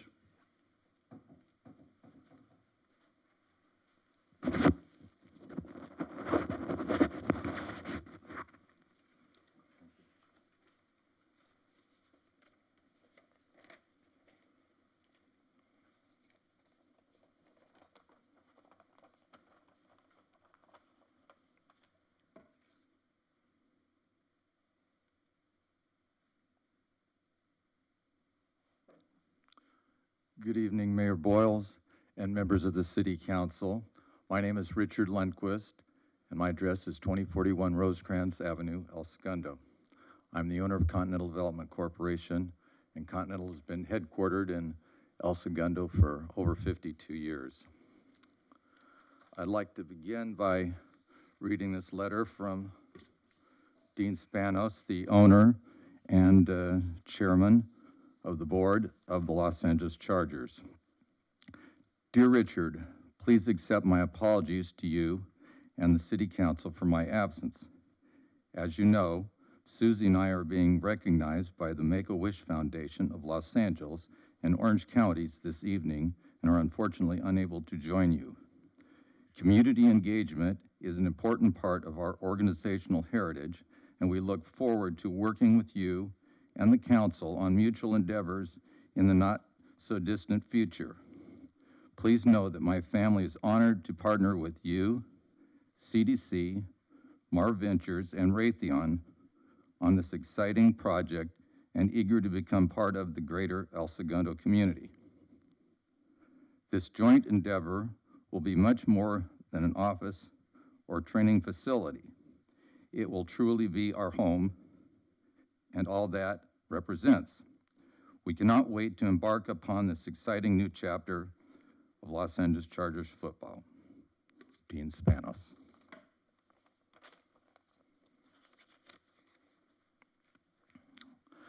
To conclude our presentation this evening, I'd like to make three important closing points. First of all, this is a great use for our city. It's light on traffic and it's heavy on benefits. Bob mentioned the Chargers will join the Lakers, the Kings, the Giltinis, making this the only city in America which has professional football, basketball, hockey, and rugby teams. This is fantastic for our city. Secondly, by building projects like this, Continental and Mar have the resources to continue to be generous corporate citizens. We will continue assisting our El Segundo schools, civic groups, service clubs, as well as special projects like the Aquatic Center and the Plunge. And we will be joining the Chargers in efforts like these. Finally, collaboration. As previously mentioned by a couple people presenting tonight, Raytheon had no reason at all to sell us the 3 acres required for the Chargers. And initially, they were reluctant to be interested in doing that because they were concerned about their parking needs. And, you know, they already had sold us 30 some odd acres, I guess, in total. So we worked with them, helped them figure out how they could solve some of the parking problems, and they warmed up to the use and wanted to assist the city and wanted to assist us. We have a long-term relationship with Raytheon spanning decades, and that's why we're all here this evening. Additionally, CDC and Mar heard the voice of the Planning Commission and the councils as well on the importance of green space. Alan McKenzie and I would like to offer over 2 acres of CDC Mar-owned property in the specific plan to be used by the city as additional public open space. We offer this land in addition to the future Raytheon Park already provided for in the development agreement and specific plan. The city can determine how best to use this property, and we'll work with the city to lay it out. It's on the east side of the project, near or adjacent to the light rail station, and a portion of it is under the light rail tracks. But it's a fabulous piece of land, and we want to see what we can do to further the amount of open space in the city for the community benefit. So that concludes my comments, and we look forward to answering any questions that we can during the presentation, and we appreciate the effort of the staff and the commission and the council and others. Thank you. Thank you, Mr. Lundquist. Does that conclude the presentation? I guess Bob is going to come back. Okay.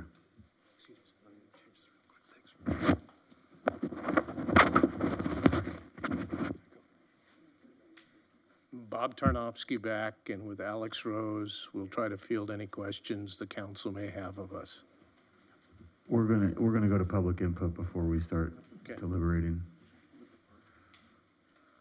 All right, so now's the time and place for public input. It's now open for public input, so if you'd like to come up, Madam Clerk, if you've got the cards, please. Ryan Baldino. Yes.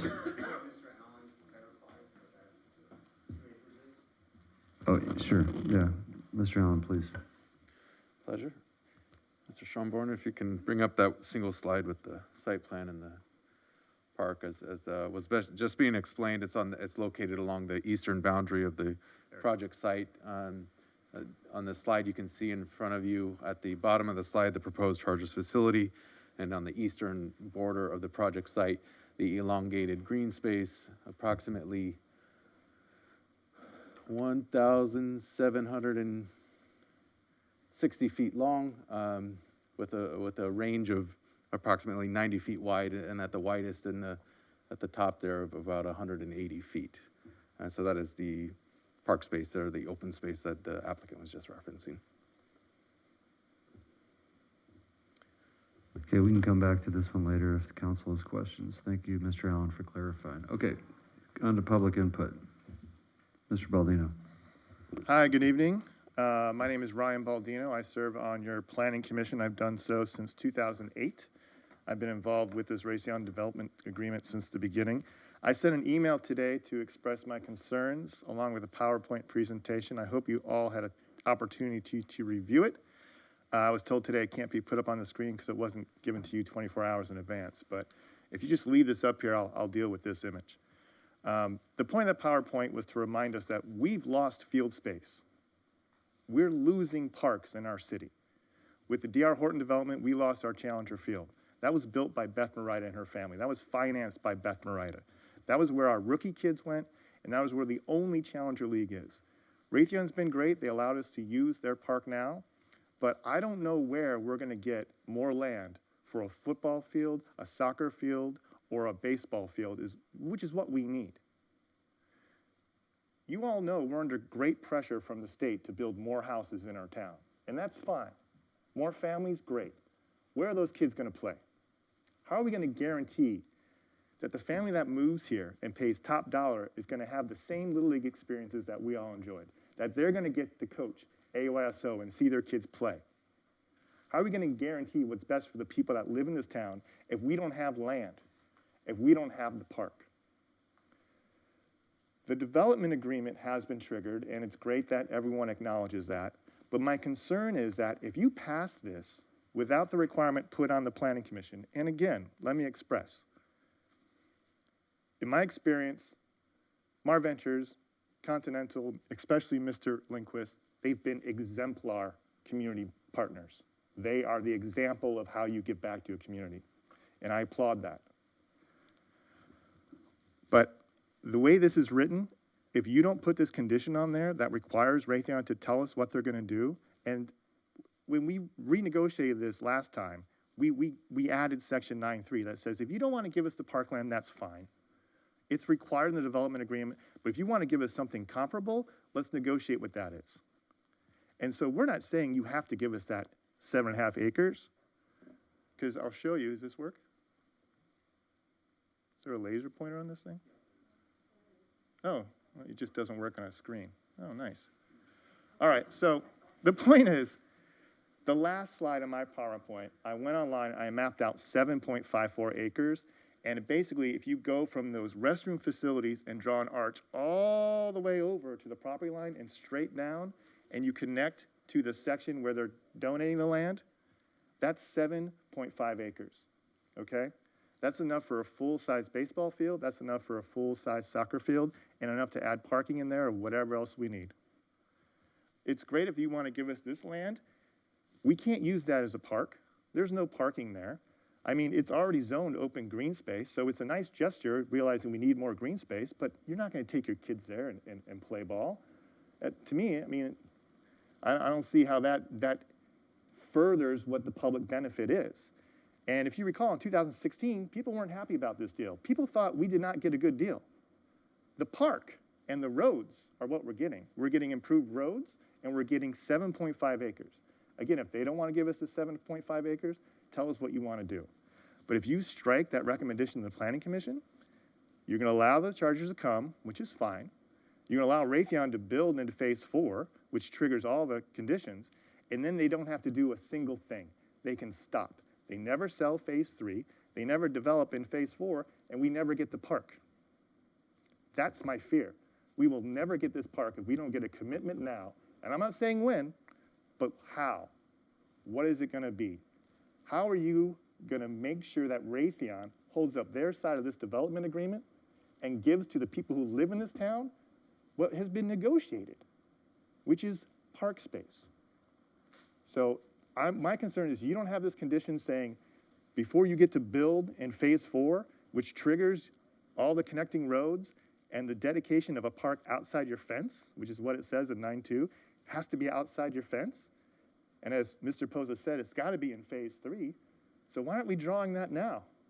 So when you go to sell phase 3, the developer says, okay, there's going to be a park here, and I can build my retail, my office space, my parking around that park and integrate it all in. If we approve this without that restriction, I think the park is gone. I'm here if you have questions for me.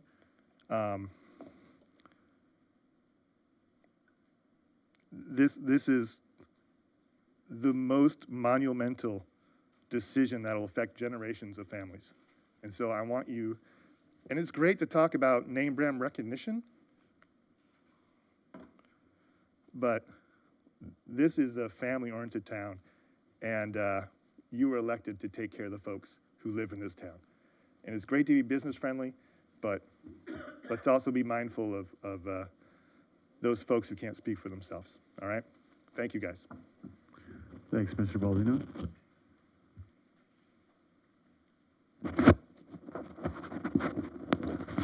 All right, Madam Clerk, do we have another speaker?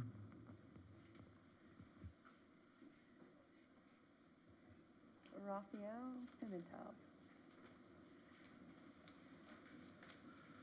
Good evening, Mayor and City Council members.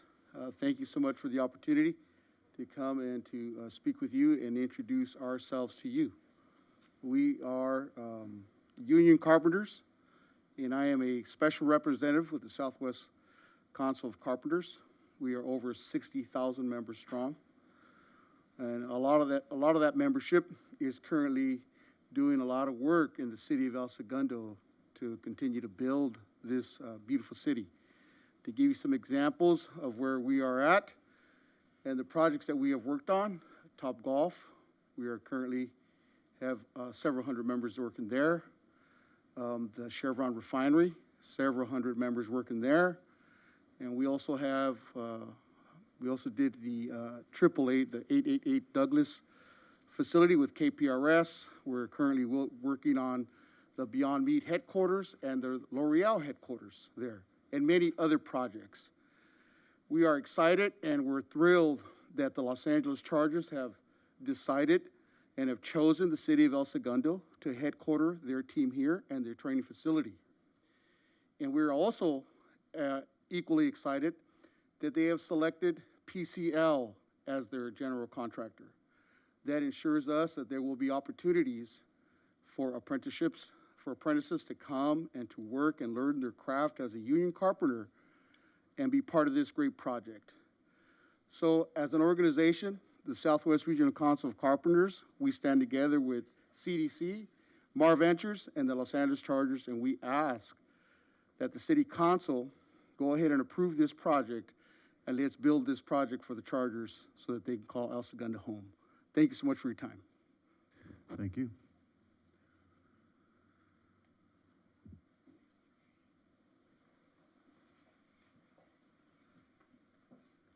The last gentleman that we have has left the building. I'm sorry, Madam Clerk, I didn't hear that. Sorry, the third gentleman that we had has left the meeting. Okay, so that's it for public input. Anyone on Zoom wish to speak, please raise your hand. No one.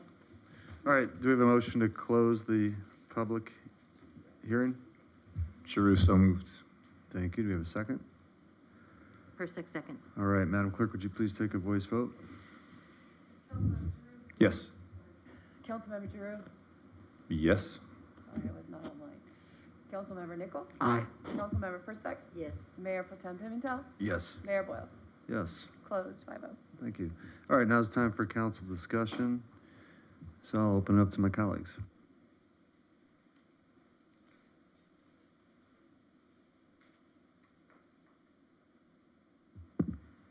I have a couple questions, if you want me to start off, but your guys' questions might be further back in history than mine. No? You don't mind? So I think it's a question for Michael Allen, but it's also a question for Raytheon. So, looking at an aerial view, that Butler building appears to be completely in phase 2, correct? It's actually in phase 4. Where it's located? Oh, I'm sorry, it's located in phase 2. It's going to be, it would trigger phase 4 as part of the movement. We'll bring the map up. It's a rhetorical question. The Butler building is completely on phase 2. That's on correct. Parcels that were already sold. Currently. And so I guess my question is, what was the plan for the Butler building when it was sold originally? Because if these extra 3 acres were never needed, and this conversation was never needed to be had, then what was Raytheon's plan to do without the Butler building to begin with? Raytheon will need to answer that. Say again, Mr. Hensley? Raytheon will need to answer that question. Yes. Sorry, so is it fair enough? Can we have the Raytheon representative back up, potentially? Sure. It really depended on how CDC-MAR was going to develop that property. We didn't know at the time, as far as I understand. I apologize, I'm a new face to the project, as I only joined the company 4.5 months ago, but to my understanding, we didn't have a plan, and it just depended on how it was going to be developed. Got it. Because from my perspective, and this comment is as much for the public as it is for my colleagues, is having lived through various specific plans in this city as a planning commissioner and now as a council member, even like, Campus El Segundo. There's probably 9 amendments to that original entitlement, and they moved entitlements around, and the Lakers facility is now there, which that land was never originally entitled for a Lakers facility, right? It was never even thought of. And so I always like to think of like, okay, well, what was the spirit? What was the thought process behind this? And I feel like, yes, to Commissioner Baldino's comments, there are certain items that have been triggered as part of the DA. In that, though, the only thing that I really see that is truly outside the realm of the spirit of the agreement is the desire to build this Butler building in phase 4. Because to move the road to accommodate the Chargers facility and essentially altering parcels 10 and 11, which triggers the additional phases, I don't see that as being really within it. It's not within the concept of like, oh, well, they're developing part of phase 4, right? Because that's not really part of developing phase 4. It's not adding square footage. But I can't help but think, and don't take this the wrong way, but it seems somewhat opportunistic for Raytheon to say, hey, okay, we'll do this, but we want to be able to build this Butler building in phase 4 and not have it trigger anything. Whereas the Butler building was clearly in phase 2 and was sold off without any ask for wanting to build that Butler's building anywhere else. So I like everything about this from many different ways. I share the concerns of Commissioner Baldino, and from the beginning of this, when it was phase 1, phase 2, phase 3, and phase 4, I always felt the park was somewhat of a pipe dream, and that I may or may not see it in my lifetime. But I'd be curious to know if this project would move forward if the construction of the Butler building in Phase 4 was not part of it. And I don't know if that's something that can be done on the fly here or not, but I'm just going to make that statement and then have you guys ask your questions and make your statements. Thank you, Councilmember Nichol. Anyone else?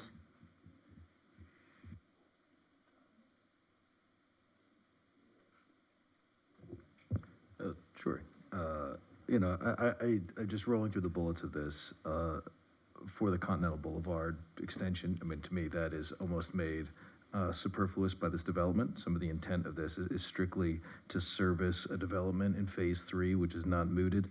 So striking that, I have no objection when it comes to aesthetics of netting. Far be it for me to have any aesthetics on any of it.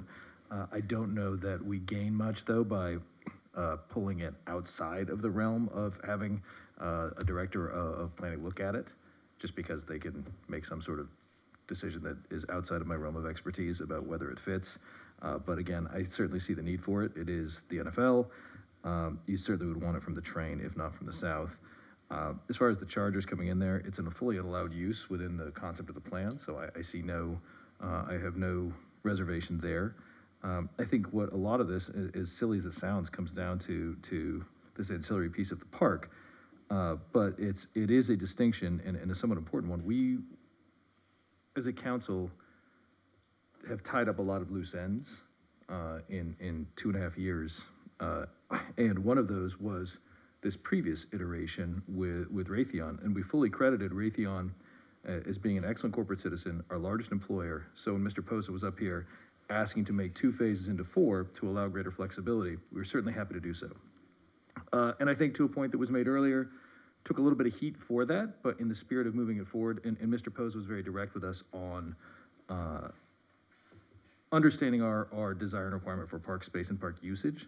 So to that end, it's an odd thing to me to trip up a larger development on, but I guess some of this will reflect the fact that it was an 1,100-page packet that's 48 hours old. So this may be buried in the details in subsection 29 that I didn't get. But when we talk about a binding agreement for the future, what does that, I mean, I'm at pains to not make us explicate what that entirely means, but what does that mean? At 4 o'clock, can we have soccer practice there? I don't, I understand the security regime, certainly of not intermixing employees with people coming in to play soccer, but is that, I don't know, maybe this may be a question for Raytheon. I don't, if we enter a binding agreement for use of those fields in the northwest corner, because certainly if those fields go away, that's Phase 3 construction, so the fields move somewhere else. But if we have unfettered use in off hours in a binding agreement, do we know what the sketch of that binding agreement looks like? Yeah, I'm sure Mark can speak to the contents of the agreement, but kind of the spirit of it is after hours and on the weekends, we've made that park available through Rexon Park to use that for the community, and the rugby team also is scheduling their practices. And I mean, this is just so that we can't back out of it. And I think the spirit of the agreement or the actual legalese of the agreement says, you guys, the city will have access to that park until the actual park requirement gets triggered. So this would, the challengers are already using this field right now. And, there's no guarantee that whatever happens in that next park, that there'll be baseball fields there for the challengers. So, I felt like this was something that was working well, and we just made it a binding agreement so that, I know there was concern that we could decide one day to back out of it, and this holds our feet to the fire so that we can't. We had no intention to, but, that's, who knows, right? So, Mark, I don't know if there was anything else you want to chime in on that. 1,000 pages of documents you have is about a 10-page agreement, whereby it will be a formal written agreement between Raytheon and the city, and it will not allow for drop-in use. It will have to be scheduled, and there will be quarterly meetings between staff and Raytheon to schedule, for example, youth sports that have needed specific times for practices. The intent is during it would be allowed, the city would be allowed to use it, schedule practice there during the week between after hours. Now, that's the extent it doesn't conflict with any Raytheon employee activities out there. And also on the weekend, the city would be allowed to schedule not only practices, but also competitive play for youth sports. So it is a formal written agreement that is part of the package. So scenario-wise, just to torture this, because this is obviously the longest pole in the proverbial tent here. If we sign this agreement, Little League season starts in January, softball starts in January, and I don't know if you've seen how we use our fields here, but they're used. So strike of 4, horn goes off, however many baseball fields there are, we can have single A, double A, triple A baseball practice cranking through there, and Saturday and Sunday, game day, we can crank through there. Is that part of, is that in the not so much the spirit, but both the spirit, intent, and legalese of this agreement? Or is it, onesies and twosies sprinkled in for use? There will be limits as far as there are still considerations that Raytheon has for security on the site. And so, again, it won't just be open. They'll have to be scheduled and limits on the number of people going in and out. Well, I mean, that's easily, that box is easily ticked by an organized sports league. I mean, we're not talking pickup basketball and Mr. Nichols' spin class is gonna host over there. This is something that, but I'm just talking in terms of cyclical use, though, with that, I mean, it is, that heavy usage would be, because when you tell us organized park space, that's what resonates with me. And most of us have done our time in the youth sports barrel.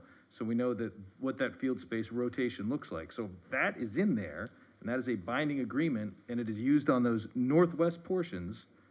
And then when phase 3 kicks in, which develops those northwest portions, then the park appears in that southeast portion, or whatever 9.2 says, you have to dedicate it somewhere else.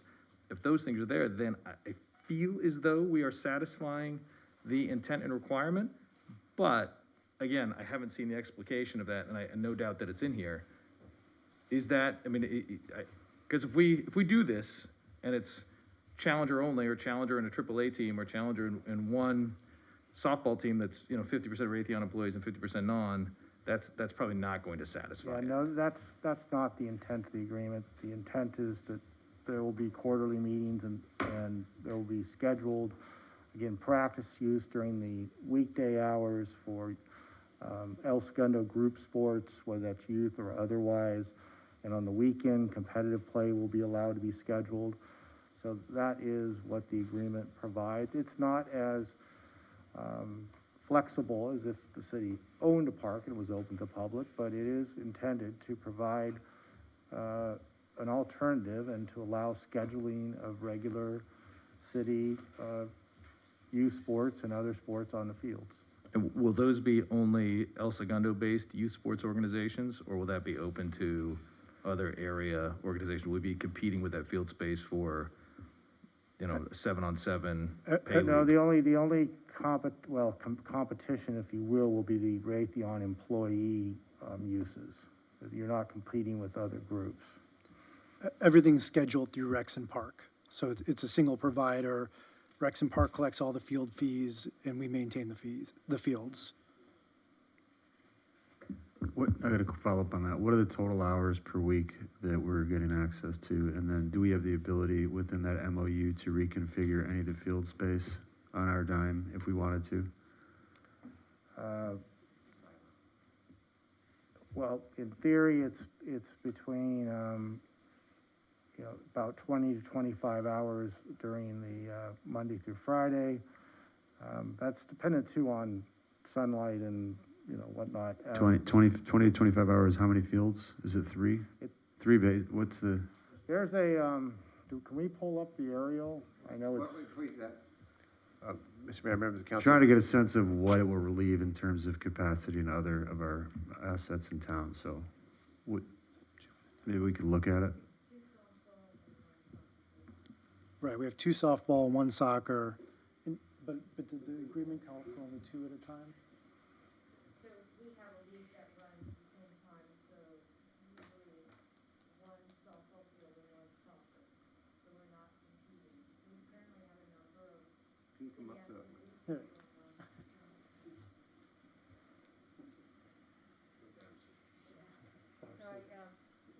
We've been working with Rexon Park to be scheduling people now. And so we have a number of activities. I think we just set up the agreement with the 12 and under baseball group. And some of the girls softball's been on the field as well. So again, we're just making sure that our folks can use the field as well. They do softball as well. So if we have a league going on, then the other field's available for the city of El Segundo to schedule. So we've been working that with again, Rexon Park, since the parks have reopened, I think about in June or so. And I think it's been working well for all of us. When we add in the rugby team, that'll add another element, right? But when the rugby team is there, that then minimizes, like youth soccer being on the field, right? Let's clarify, like, the residence programs take, I mean, I love the Giltinis, and I hope they stay in town if they can find real grass space, but our residents take priority over a professional organization, number one. Number two, does it explicitly say in the MOU what the field allocation is, or is it subject to some discretion or precedent for Raytheon? Like, what's the language in the agreement? On the first issue that was just brought up, I don't want to lose that, is my understanding with the Giltinis is that at least from January through June, end of June for 2022, that Raytheon's going to grant special use during Raytheon business hours up to 4 times a week, 3 hours a day to the Giltinis. Okay, so that would not compete with our youth programs. That's my understanding, is that's what was... I don't, that's not actually the details we worked out, but when we talked with them, they only requested the field 2 days a week. We've yet to see the days, so again, we had the discussion with them, and the agreement was, yes, later in the afternoon, so at 3 o'clock.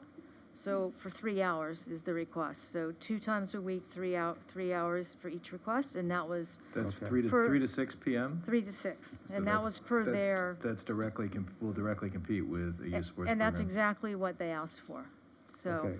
again, there's just so much space. So we're happy to work that, and the priorities with the city. We've already agreed to let the city of El Segundo set some of those priorities. But they're a professional organization. I mean, that's 2 private contractual bodies. I'm not sure that's within our purview. But for youth sports, The agreement provides, it provides between 5 and 9 o'clock, Monday through Friday, and 8 a.m. to 9 p.m. on the weekends. And it provides a process whereby staff will meet with Raytheon to schedule quarterly in advance these activities. But Raytheon does have priority to the extent they have their own employee events going on in the fields. That's how it reads. Okay, we're having a little bit of a hard time, I think it's the mass mark. So just to clarify, 5 to 9, so 4 hours a week or day in the weekday, and Correct. then roughly 12 hours or so a day on the weekend? 13 hours a day on the 13, weekend. so 26, so, okay. So 46, 50 hours, and then within that time frame, though, does it stipulate what fields we get when, or is it left subject to whatever? It's left subject to the priority given to Raytheon employee events, which all this will be scheduled out again on a quarterly basis. It will allow for some special events and use by non-scheduled, not regularly scheduled events, and so there are tennis courts and different things out there, so it doesn't preclude those things, but they'll just have to, those are on a case-by-case basis. But Raytheon's employee groups will have precedent over the city groups, if you will. Okay, Councilman Nichol, and then I see Ms. McCullough. I'm reading the MOU, and in item number 1 of the MOU, well down into this large paragraph, city participants shall be limited to using the recreational fields for practice purposes, and competitive games between 2 or more teams shall not be allowed. So it's important to understand that practice purposes, not competitive games. Except for the next sentence provides that they can allow for competitive games on the weekend. If it's reasonable discretion for youth sports teams on the weekends. So I guess I just wanted that to be stated, but I see Melissa up here, so I might as well let you say what you're gonna say, because then I have another question for the two people that left. Sure, absolutely. So Melissa McCollum, Community Service Director, and I did just want to reiterate that we've been working with Raytheon quite well for the last few months to schedule the field. So that takes place with Sean Green and his team through the checkout building, and using primarily the policy that we use with the youth sports organizations in terms of priorities. So the members of the organization, and then it goes down to the different user groups. And so that would be the plan for moving forward as well in terms of allocating the fields. I did want to clarify, there are several fields. Up to this point, we really have just been able to book one at a time. It'd be great to be able to activate it, you know, even more than that. And we think as we move forward that we will be able to expand the use, including potentially using the tennis courts and the pickleball court in addition to the field. So there is that belief that will happen over time. So I hope that helps. Were there other questions that I didn't? But you said the belief, is that not in the MOU? So it is within the MOU that there's the ability to do that, to book those, but in coordination with Raytheon. So, never mind, Lance, go ahead. I'm going in a whole different direction, so you might want to. Don't go in a whole different direction then. So I had a couple questions and a couple concerns, all right? And this may fall on your preview, so I wouldn't go too far. Stay close. So if you've visited the site, I don't know if you guys have, the addition of the parking lot where they're proposing putting the parking lot is, it's wise. You know, from where you park your car now to where you would walk to that initial field. It's not very well lit. I can tell you my daughter was scared to walk to the car from practicing softball there at the first field. That said, if you've ever played on the far field, we're talking 250 yards from the parking lot, right? Is that safe to say, anybody that's been out there? And so nowhere in the MOU does it state which of the two fields. If you're looking at like a satellite image, you can see that far field. So one, I would love it if we could somehow dictate in this MOU that the southern field be the primary field for youth sports, simply just from the proximity from the parking lot, and ultimately the fact that I don't think Raytheon's looking to add a bunch of new lights and a proper walkway all the way to that back field. The other question I had, and I'm sorry if I'm hogging the mic here, is there any intention when you construct that parking lot to make that field more ADA accessible?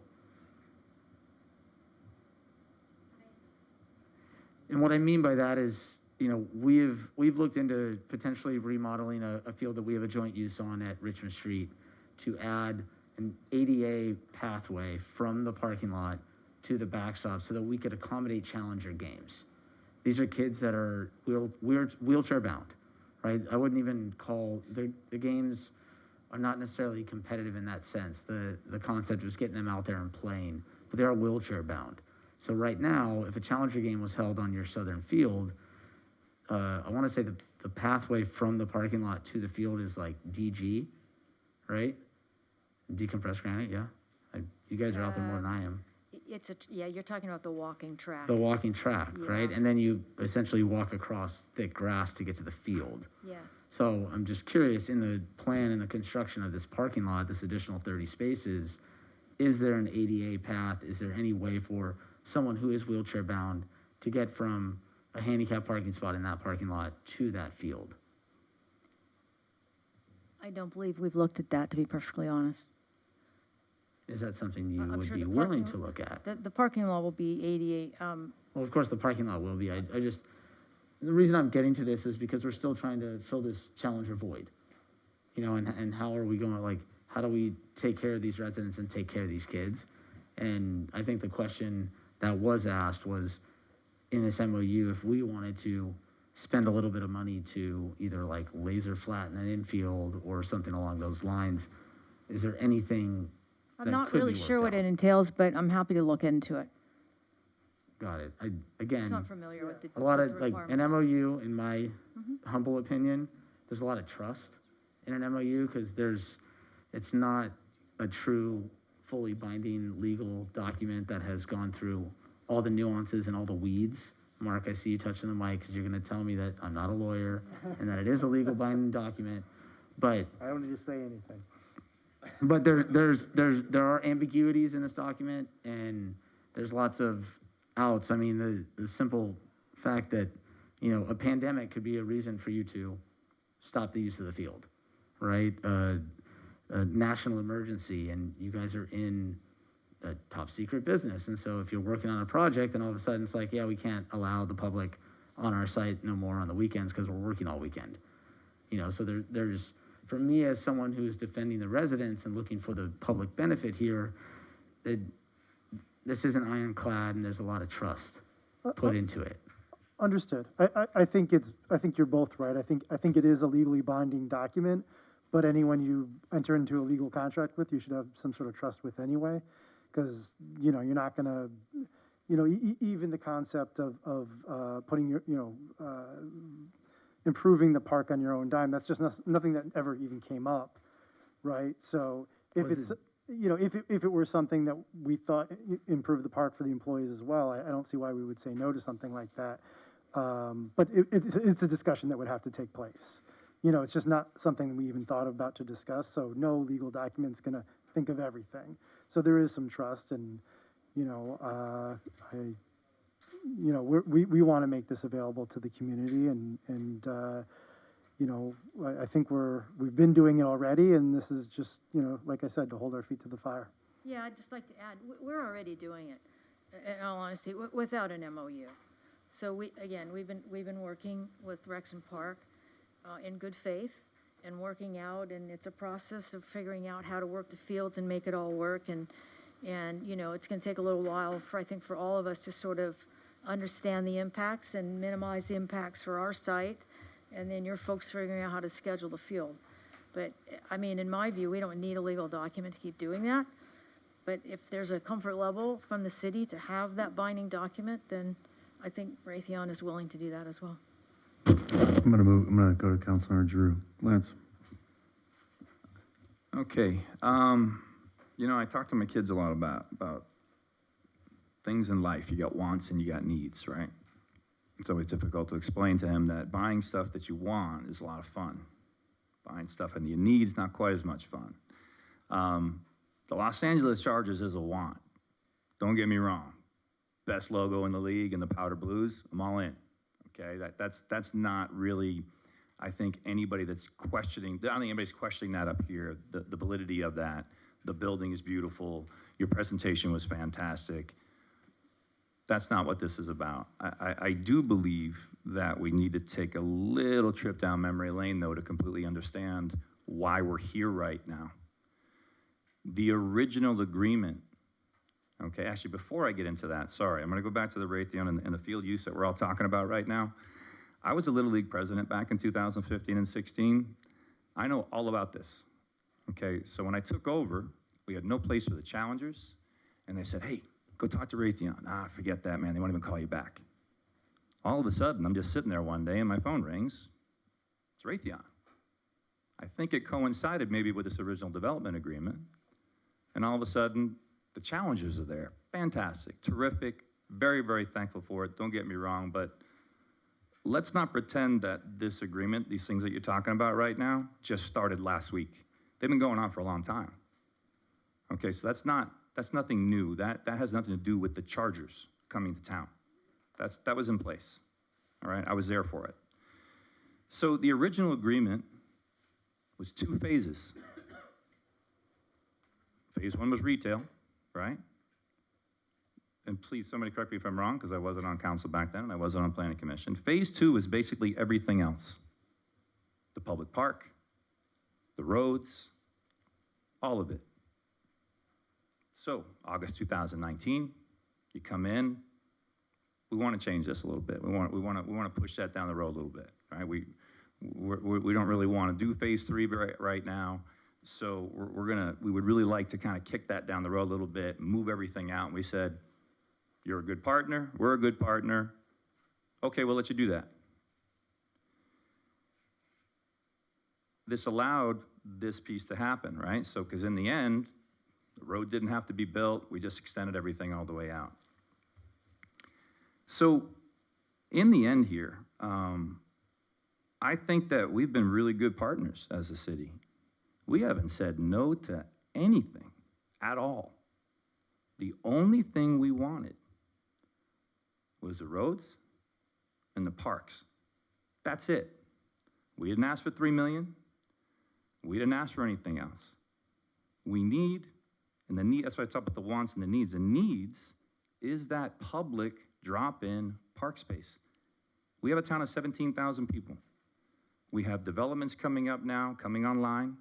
We have the state of California trying to add density into here, and we talked about that a little bit earlier.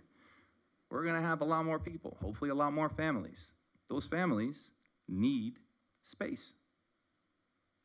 We're relying on that space to fulfill this need. So I don't think that we are asking anything that's unfair. I think we're simply asking for you to uphold your end of an agreement. We're not asking for anything extra. That's the way I see this right now, and if I'm wrong, somebody please shout at me, but that's what I'm seeing right now. So in the end, I guess my question would be to Raytheon, what's the plan? Like, I'm not saying you got to build the park tomorrow, but as of right now, there is zero plan for phase 3 or phase 4, which means the park may never, ever, ever, ever be triggered, ever. So all I'm asking is, give me a plan. Give me a timeline. If it's not in 2023, is it 2024? What is it? We have to be able to attach our kite to what this is. I just want to know. So for me to be able to go back to my constituents and say, yeah, we got a deal. When's it going to be built? I have no idea. It might be built, might not be built. Oh, but guess what? You might be able to use the park a couple days during the week and once on the weekends. So again, I don't think that what we're asking is out of the ordinary or unfair, and it really is interesting to me, and I've seen the language, I saw it in the PowerPoint, I've seen it in some correspondence that's come to my email, and the one thing, in my personal life, I negotiate for a living, and if there's one thing that I can't stand, is if somebody tries to put the proverbial gun to my head and say, if you don't do this, then we're not gonna give you a deal, or that's not gonna work. I'm not saying that's exactly happening right now, but it feels a tiny little bit like that. Do this, or we're not gonna do that. I think professionals, people who want to get the things done, find a way to get it done. All I think we're asking for is a simple plan to tell us when you're going to do this park. I think that's literally the only thing holding this entire conversation up. And if I'm wrong, somebody please let me know. I'm good. Thank you, Councilmember Giroux. Carol, Councilmember Perstog, would you like to make any comments? I just wanted to understand a little bit more about this MOU that we're talking about, because we're saying that it's a partnership between the Parks and Recs and Raytheon to determine space and usage. But, with added component of the Guillotines, they're going to pay to use that facility. So, if, that's a benefit to Raytheon, and does that supersede the El Segundo residents using that? And I would prefer to have clearer language that after a certain point, then the full ownership goes to El Segundo Parks and Recs to manage the facility, because I would always hate to have to always go back to Raytheon to ask for approval. I did just want to clarify, the rental fees do go to the city, not to Raytheon, in part because of the staff time that is involved in So all rental booking. fees, even for the Guillotines, Correct. all that revenue would go back to El Segundo? Correct. Okay. And in terms of the, speaking with Raytheon about the scheduling for the rugby team, that was a conversation to see how it would work best for the team and for Raytheon and for the city. So that is not set in stone, forever. That is for that season, and then it will all be discussed, as said in the MOU, quarterly. But there are conversations that are happening all of the time because requests come up, and Raytheon has been very accommodating about considering those requests that come up. Okay. when they do. The thank city you. has the ability to prioritize other uses over the guillotines. So the city has the ability to prioritize other of its uses over guillotines. Just not over Raytheon employees. Correct. Councilman Nickel, you were going, and you probably want to say more, and I was going to ask one question, and please don't get up for the 80th time. You can give me a complex. But if people go on the Park and Rec website to schedule things, there's yes or no. You don't have to get up. You don't have to get up. I mean, oh my God, I feel like it's mass. Can someone go on there and schedule a tennis court on Raytheon or schedule a field the way we do now? Like, that's all right. No, not at this point. The reservations for Raytheon do go through Sean and his team. So in there theory, are you do need to have insurance and to sign facility agreement. So we it's are still primarily for- working with the youth sports organizations at Got this it. point. Yeah. So organizations only, and then some sort of special events if cross-country meet wants to happen there Right. again or something like that. Got it. And potentially adult sport league practices also. Yep. yeah, Scott. I'm just going to play devil's advocate real quick. Well, first off, Chargers, sorry that we're not just sitting here celebrating this beautiful facility and all the time and effort that you guys have put into this and all that wonderful stuff. Because there is a lot of positive here, but clearly there's old scars that we're working through here. But going back to playing devil's advocate, can't see it on this overhead, but a little bit to the north of this project are these two beautiful turf fields. You know, and Mr. Baldino, you and I agree on a lot of things. What I've never quite understood is these beautiful turf fields that we have here, you can't just go in, drop in for the public. Public is not allowed to use those fields. I cannot go there at 2 o'clock in the afternoon when I've decided to stop doing my job and go play with my kid to play soccer.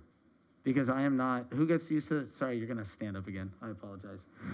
Melissa, if you can come back to the mic just so that we could hear you make this statement. But the Campus El Segundo, that is owned by El Segundo, maintained by El Segundo, was part of a development agreement on Campus El Segundo. Who gets to use those fields? Campus El Segundo fields? Yes. So it is typically kind of in a similar way, often the organizations or Typically or or rentals. always? Right. It's rental only. Right. Correct? Or scheduled only, no scheduled. drop-in. Correct. Yep. Like you can actually get kicked off the field if you show up to kick a ball or throw a ball when AYSO has it booked or something else, right? So I'll just say that we ourselves are doing it. We're doing it to ourselves as well. But yeah, sorry, Melissa, you can sit down now. Sure. Thank you. Yes. I asked a question earlier. It wasn't answered. But if you guys still want to talk about field stuff, I'll let you run with that. But I actually want to talk about the Butler building, but go ahead. I want to talk about field stuff. I am not comfortable with the MOU as it's currently written, the uncertainty, the ambiguity in the MOU in terms of who gets access to priority. I would like to see that tightened up so that we have clarity around when our residents, sports organizations, et cetera, will be able to use which fields, what time of day, as well as clearer language on the weekends about competitive use. I just think there's way too much uncertainty in that agreement right now. One of the things that we may need to do, if the majority of the council has issues it wants addressed, we may need to continue this meeting till next Monday or Wednesday to give us time to make those changes, which would keep us on track to have a second read by the 21st of December, which is what the goal of the applicant is as far as staying on their timeline. Let's see what the sentiment is. I appreciate that from a process standpoint. The other thing is, just to put it out there again, I've said it once before, is I would like language in there that we have the ability to enhance the facilities on our dime or in partnership with Raytheon if they choose to do so, if the facilities aren't currently meeting what we need. Because this could go on 20 years. We have no idea when they're going to trigger the next thing. So I just wanted to make note of that before we move on in the conversation. So you wanted to address the storage unit relocation, Scott, and then? Yeah, it was a question that I asked. Could the project move forward without the Butler Building's construction in phase 4, or could it not? Because the way I see it now is they sold the parcel without touching this. Phase 2, the original, what we approved years ago, they sold that parcel. That Butler Building is on that parcel. So they were gonna live life without that Butler Building long before this project got brought to us. And so I feel like it's this, like, okay, we really want that Butler Building. It was gonna trigger this. We really like the city to allow us to build this without triggering phase 4. So I wanna know, can you live without the Butler Building, or can you not live without the Butler Building? Because you weren't gonna have the Butler Building if this wasn't asked. And Mr. Mayor, members of the council, while Rich is coming up here, on the aerial, the blue building, or the blue rectangle is where the Butler storage building is currently. The red rectangle is where it will go, and that's the trigger. So just. But the visually- road drove straight through the Butler Building where it is now, the old road, before we moved it. No, Butler Building did not have to get removed.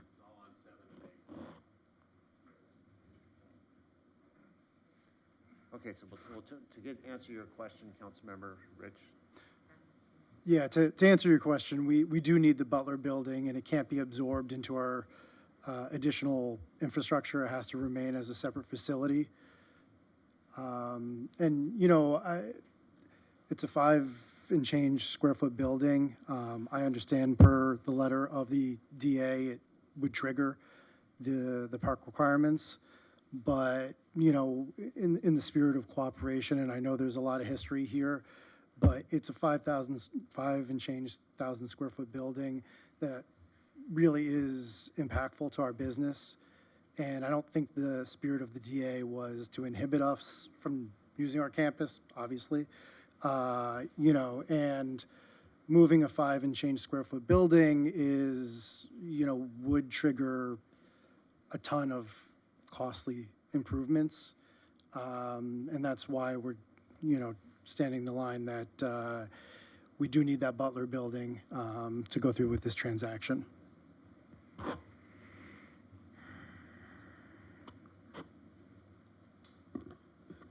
And Scott, for the further answer, you're absolutely correct. When Raytheon sold us that land, those Butler buildings were there, they were functioning, they had a continuing use for them. And we, between ourselves and Raytheon, have an agreement that those could remain there basically as long as we didn't need the property. And I certainly, you know, CDCMR certainly cannot speak to what Raytheon's needs or future planning is, or how to deal with those once we ultimately redevelop parcel 7 and 8.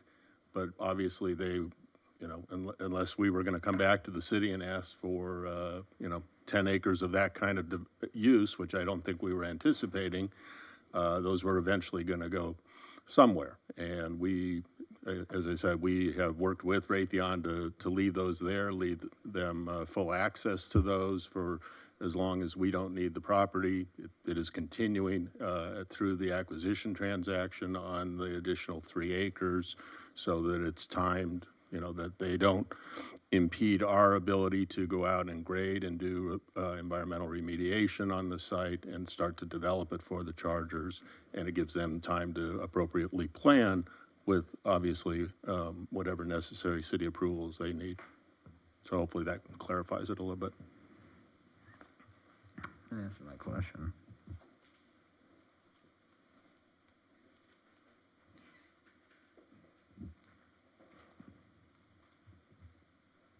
Are we gonna get into the plants? I was looking at the plants. The plants? Sure. No, I guess I'm a little confused. Are we not going to address the actual agreement? I mean, I stepped up and said a bunch of stuff, and I didn't hear anybody say boo back. So I don't know, am I wrong, am I right? Does anybody against? It's fine, I don't mind when people disagree with me, but I think we should have a conversation about it. So you want the applicant to clarify the history? Is that? Well, I think we know what the original agreement is, and I think we know what the updated agreement is. And I also understand why they feel the way they do about, hey, you know, we wouldn't be triggering this additional build if it wasn't for the need to get the 3 extra acres. I understand that, but we still have an absence of an actual plan to build a public park, which was one of the, if you really want to talk about, and we talked about this before, when we talked about the plunge, a social contract with the community and its residents, okay? If it's okay for the plunge, it's also okay for Raytheon. When we made this deal, the deal was 7.5 acres of public park space. And we're not talking about it. So I'm a little confused. So am I the only one that's concerned about it, is my question. No, I think what resonates with me is what Scott said. I didn't think about it leading up to this discussion, but I mean, spending a lot of time as a campus, like I'm sure you do too, it is not a drop-in space. So to me, it's how do you define what is that public park? And that's why I want clarity around what the allowances are for use about that public park. But if that public park can relieve all of the stress that we have at the other facilities, then I think that does serve a lot of our needs. Right now, I just think the MOU is written completely discretionary basis in the favor of Raytheon. No offense, but you guys might not be in the same position in a year from now, and the agreements need to hold. So I don't know, Lance, if you wanted to address that question, the applicant or staff or. Yeah, I mean, honestly, the way I look at it, all this conversation we're having is actually proving my point. All right, the point is that we need actual public park drop-in space, and that, from my understanding, is what the original agreement was. So again, I'm trying to figure out what I'm missing here. I believe me, this is a heck of a big staff report. I've been reading this thing for 3 days, okay? I just want to know. That's the only, literally, if you think about it, all the things we're talking about, that's the one thing holding this whole thing up. And nobody can tell me what the plan is. And the problem is, it tells me in the absence of a plan that you really don't want to do it. And maybe I'm wrong. I hope I'm wrong, because I like all you guys. Appreciate it. We like you too. No, well, first of all, I just want to clarify the DA as it stands now, and original version and amended, there's 3 options for the park. 9.1 is that we make the park available privately just to the specific plan employees. So beyond just Raytheon, it would be the chargers in this case, and people in the retail, the employees in the retail, so it'd be everyone in the specific plan. Option 9.2 is we would dedicate the land to the city to develop the park, and that would be outside our perimeter, and that would be presumably public drop-in space. And then option 3 was this thing that was added, I believe, in the First Amendment, which is essentially, could be off campus, and we would negotiate something of equal equivalent of value. So just as I understand it, and please correct me if I'm wrong, those are the 3 options, as they've pretty much always been, except for the addition of 9.3. So, hold on. So option 1 was, no public park space at all. It just goes to. Correct. Wow, that's a heck of a deal. So then my question is this. Which one are you going to do? I wish I could tell you today. I honestly do. But, I mean, I think that's the reason why we have the phasing, right? We've addressed phase 1. We've addressed phase 2. We're here today because we're all trying to work together to bring the chargers and fit them on, you know, the encroached phase 2 or the expanded phase 2. Phase 3 and phase 4, we don't have a plan yet. And I honestly wish I could tell you when or how. I just don't know. And that flexibility, you know, is something that just, you know, between the last amendment and today, I mean, the world has completely changed. And anyone says they know what's going to happen in the next 5, 10 years is lying to you. Nobody knows right now. And all we know is that flexibility is the key to being able to figure out something in the future. Okay, I hope you can understand my position up here, though, right? Completely. Because now I can sit there and say, hey, I'm going to be really popular because I said I voted to let the charges come in, right? But then I look and I say, well, we really didn't make you uphold your end of the deal, right? So I want to find a way to get both done. And it seems from everything I'm reading and the way I've been told is do it our way or it's off the table. And I really, really, really, really dislike that. So I'm hoping that's not the case and I'm misreading it. As someone who negotiates deals often, I understand the feeling. Thank you. As I looked back at the old council meetings and planning commission meetings, I believe that Scott Poza offered up the use of our recreational fields because we didn't know when or what that was going to be, and that remains to be the case. And again, I wasn't the one that was here, so correct me if I have that wrong. But it was really, until we know, here's the community benefit of having the parks until we figure out what that future park is going to look like. And per the DA, that could be, land just used for the specific plan employees. This using of our recreational fields is, something that is, at least as good of, if not better, than whatever the park will end up being. It's way more than 7.5 acres. So until we figure it out, this was our, effort to have the community make use of a park until we know what that future park is going to look like. Gotcha. Michael, and look, Ryan, you were around from the genesis, I think. Scott, you were on planning commission. They were saying, am I missing something? Because I don't remember that. I want to clarify one thing that I think you are missing is that, or maybe you're not missing, I think maybe I see it a little differently, having been up here since 2016. It wasn't drop-in. I don't recall ever drop-in language being used. It was, we were worried about field space allocation and not being able to accommodate our teams. That was the concern. It was the challengers. It was everything that happened at that time. We had issues getting our kids' organizations on the team. We had the Youth Sports Council. We had outside teams coming and using our spaces with the school district. That was a sentiment back then, is how do we accommodate teams on these facilities? I don't recall ever having a conversation about we need something like Rec Park, for example, where it is more drop-in and it has fields. To me, I think it's a win, actually, for our residents if we're able to get use of these fields in a meaningful way that's clearly articulated and defensible in the MOU. I think it would go a long way towards solving the problem. I don't disagree with you, Mr. Mayor, at all, but to Mr. Giroux's point, Lance, you're not missing anything.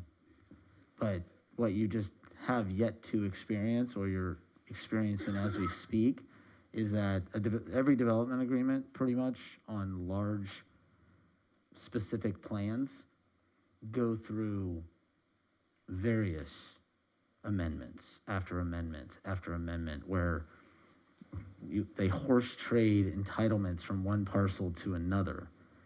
Like if you, I mean, Michael, do you have a folder in your office of the campus-specific plan, right? Or folders, right? I mean, and the reason for that, honestly, Lance, like when this was first shown to us at the Planning Commission, when they came for these entitlements, it was like, yeah, you're going to sell phase 1 immediately, and then you're going to do nothing, because even the drawings of the buildings on phase 3, it was like you and I took like, here's a 20-story building, and I'm just gonna drop it onto that parcel. There was no like no real renderings. It was like ghost buildings, and we knew from there that it was like, well, you guys don't really know what you're gonna do with this. You're basically fishing for these giant entitlements that one day you're gonna come back to us and say, okay, well, this is what we want to do. So you're experiencing right now, as we speak, the scar tissue, or you're building the scar tissue that I referenced earlier, that I have on this specific plan and with this project, because we've had the same conversation. Dave Atkinson sat in your seat and like demanded a park at the last second. It went through the planning commission and the park wasn't part of the deal. You remember, Ryan? And then Dave sat there and demanded a park, and they added the park on the fly, and it came back. So I don't know. I don't know where I stand on this. I don't know. I love the idea of having the Chargers here. But again, Lance, I'm with you. I do feel like they're saying like, well, nope, it's, our way or the highway. And that doesn't feel very good, right? I feel like if there was better language in the MOU and I felt more comfortable, that I could go to someone like Little League and say, hey, or softball, and say, you can schedule your season, use of this field, without fear that the rug could get pulled out from underneath you. That would make me feel a lot better, because then technically I would feel comfortable looking at this as this is the park space that we demand and that we want to use. So, Quick question. In some of these amendments, would the stipulation still be a possibility that a park in the future would only be open to people within this specific plan? Like with those three options, because I suspect that option one is probably not as palatable. Is it the city's option? No, it's the. I think it's the developer's option, It's the developer's option. No doubt that the Raisin Cane versus Chargers intramural softball game is going to be fantastic. I'm just not sure that that's one of the outcomes we're looking for. Or do we want to? We to address a couple of issues here, city manager and I, over the course of the last weeks, if not longer, and based upon the planning commission's request, we did specifically address whether or not the applicants would commit to a time certain by which to make a selection of the choices. There was also discussion of potentially eliminating the first choice, section 9.1, and the response back was no to both of those. I guess I just ask, what's the gain? And I obviously I'm not a developer. What's the gain on 9.1 on keeping that? Maybe just attractive to just a value to tenants in the development. I'm sorry, Mr. Lundquist, go ahead. Can I speak for a moment? Of course, yeah. As the owner of all the other land, we will be happy to relinquish any rights under 9.1. We don't get to ultimately make the decision, that's Raytheon, but we are not asking it for any of our uses. We want it to go to the city of El Segundo and its residents ultimately. And also I'd like to point out one other thing while I'm here, and that is I think it was an oversight, a technicality, but when we acquired the second phase, obviously, as was pointed out earlier, the building had to be relocated. The mere fact that the storage building was relocated, nobody contemplated at that time that that would mean development of phases 3 and 4. That was just removal of a building for phase 2 onto property that Raytheon continued to own. That's not developing phases 3 and 4. So I'd like to make that point. Thank you. That's a worthwhile thought experiment, that if we had an applicant come before us and say, hey, we're interested in acquiring this giant plot of land, if we could move that building, is that okay with you guys? I think we probably would say yes. Carol? Yeah, so I do think that the MOU needs to be cleaned up a little bit, and I do feel that there needs to be clear delineation about usage and how giving Parks and Recs a guideline on how much usage we have and giving them a little more authority to ensure that we're providing services for the community. But the one thing that I've been thinking a lot about is, you know, we're talking about this park. Well, here's this park that our kids get to use, that we don't have to mow, maintain, clean, because Raytheon's going to do it. And I want to make sure that that's still clear, that, you know, that's an added benefit to us. Here's this park that we're getting to use, and we don't have the cost maintenance of it. So I just want to make sure that we take that in consideration as well, because that could be, that's costly, and it's something that all we're doing is scheduling. That's the cost that we have associated with it. And we actually then get the revenues when we schedule it. So I just want to make sure we are clear on that as well. That language is in there. Okay.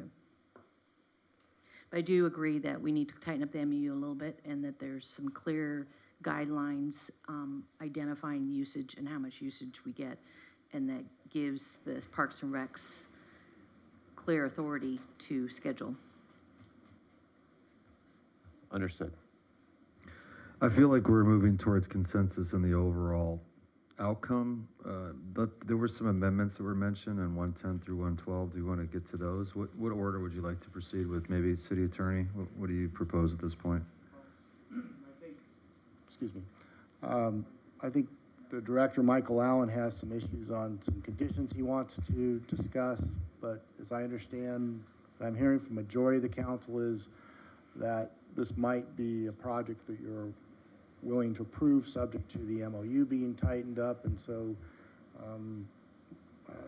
we'll have to take continue this hearing to either next Monday or Wednesday. I would propose Wednesday just to give us more time to do that. And we can also then include this language about the offer of dedication for the 2 acres that CDC Marv raised this evening, and then you can give, Mr. Allen can see the direction he needs on these conditions so he can work out that language.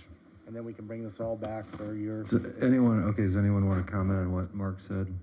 I think we have consensus, but if we don't have consensus towards tightening up the MOU and moving forward, I'd like to know. I mean, is the tightening of the MOU that complicated? I mean, does it get a take? I think he said it's a couple days, right? We'll come back, or no? Like next Wednesday. Next Wednesday. That would be my proposal. I mean, I think it would be worthwhile to ask the applicant if tightening up the MOU is even something that is on the table, since they're all in the room.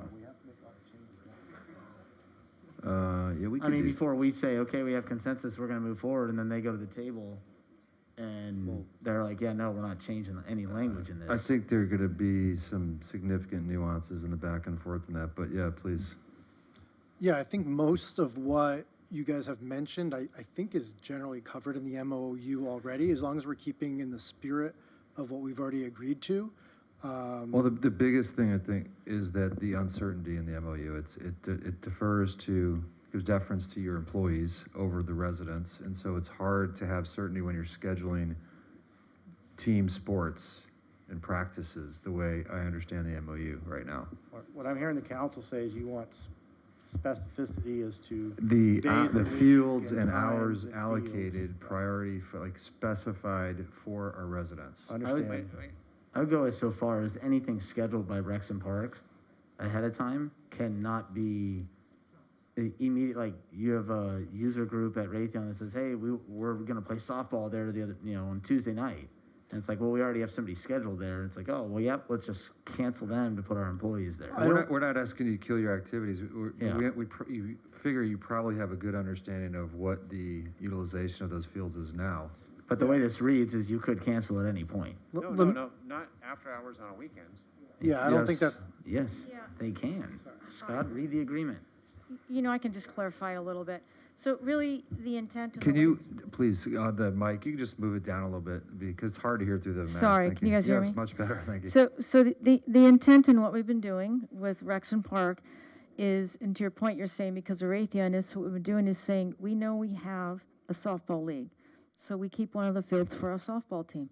So the other field's available, and the soccer field's available, and that's what's being scheduled. And if you're talking about scheduling a league through, we've been doing that already. So we scheduled through the summer, and then we've seen extensions.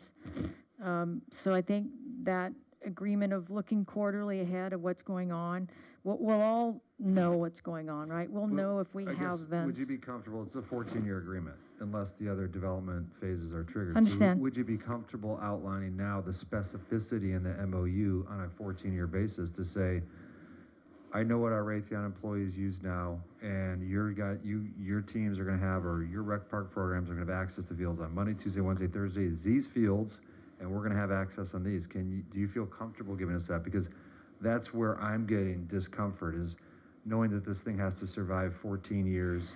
So I think what I'm saying is, I think it's already there. So we're saying that we can commit one of our softball fields every day to El Segundo, and we can commit the soccer field. And the flexibility comes for us in the other field. So we know we have softball league. So when so that's the one where we need to schedule our league, and then we can look at scheduling around our league. That's the field you're talking about, having a little concern about that. I understand that as well. So again, that's what we've been trying to work with Rex and Park now, and how do we work through those things, right, so that we can have our employees use the park and have Rex and Park use it. So I think it's there. I think it's in the MOU, but we can look at it. So you're saying, just so we're clear, fundamentally, so there's 3 fields, correct? Yes. You're saying 2 of the 3 fields will be available to our resident or their programs between 5 and 9. Yeah, what we've been saying is is 2 activities at a time is on the fields. That's, Okay. that's And the sort of a, weekends as well? How does the weekend? we've not really had any requests for the weekends yet, so we haven't really gone there. The But softball's it's probably not available, there, like, right? per the MOU, I believe there's a time in there, and I think it's almost all day. It is, but I guess, again, reading the MOU, it gives deference to your employees, but I'm assuming they're probably not there on the weekends for activities, or are they? They're not there for, at least on a routine basis, for like softball or baseball. They do use the tennis courts. But the other fields, again, and that's just really scheduled. We would know if we had a special event on a weekend, but generally ours are not on the weekend. Okay, thank you. So it sounds like the applicant is willing to accommodate our requests. So then I go back to my colleagues on the dais. Do we have consensus to give direction to staff to go back and rework the MOU?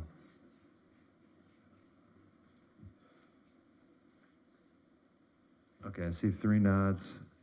Lance, Council, you want to? So again, Michael, if you could kind of, I don't mean to put you on the spot, man, but I need some clarity.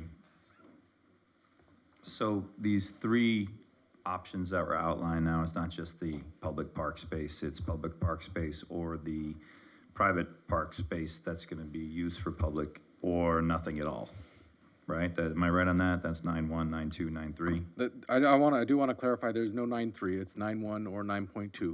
So 9.1 is? There isn't. Oh, I mean, maybe I'm looking at the old. Yeah. So Mark, if you can help me clarify. The amendment back in, from 2019, which was negotiated by Mr. Posa and city manager, added the option in the event that options 1 or 2 may not look, there may be another place in town for a park. There may be some other option to deal with putting a park someplace else, some contribution of money.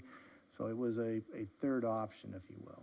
And it was at the sole discretion of both parties. That is, if they could agree upon something that they both thought was better, the city and Raytheon, than what was in 9.1 or 9.2, subject to the council's approval, you could agree to something else. But the one that has the property or the money is the one that makes a decision. So it really isn't a decision between 2 parties. It's whatever Raytheon feels is the best thing to do for them. And I get that. Don't get me wrong. This is your property. It's your business. I don't deny that, and I don't begrudge that at all. I'm just trying to understand what the spirit of the agreement was and then where we're at right now, because I don't want to keep coming back and saying the same thing. I've said it 3 times right now. I'm getting tired of hearing myself say it, as a matter of fact. But what am I actually dealing with here? Because if the situation is that one of the options is what we're talking about right now, and that's what I need to know.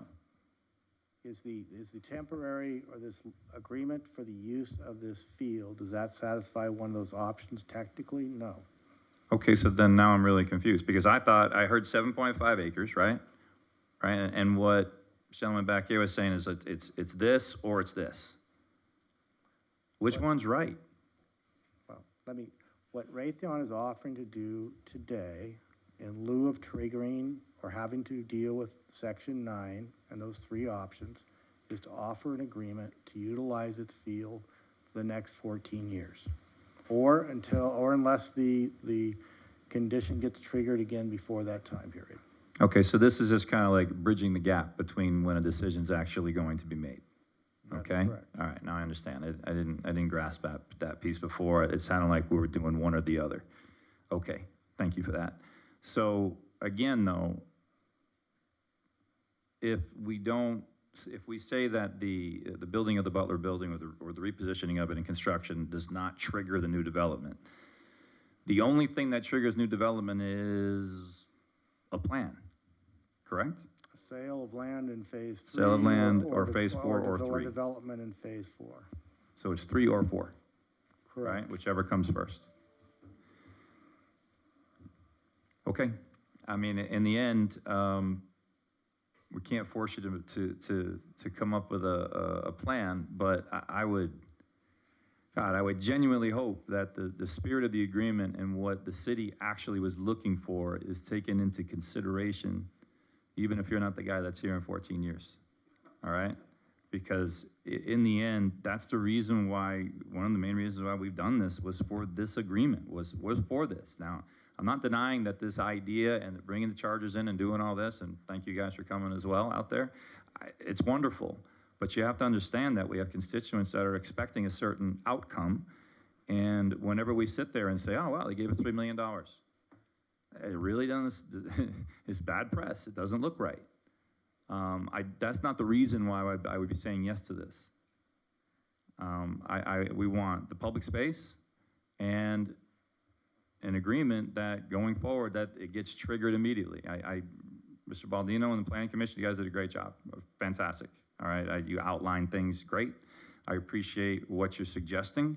I agree with what you're suggesting to an extent.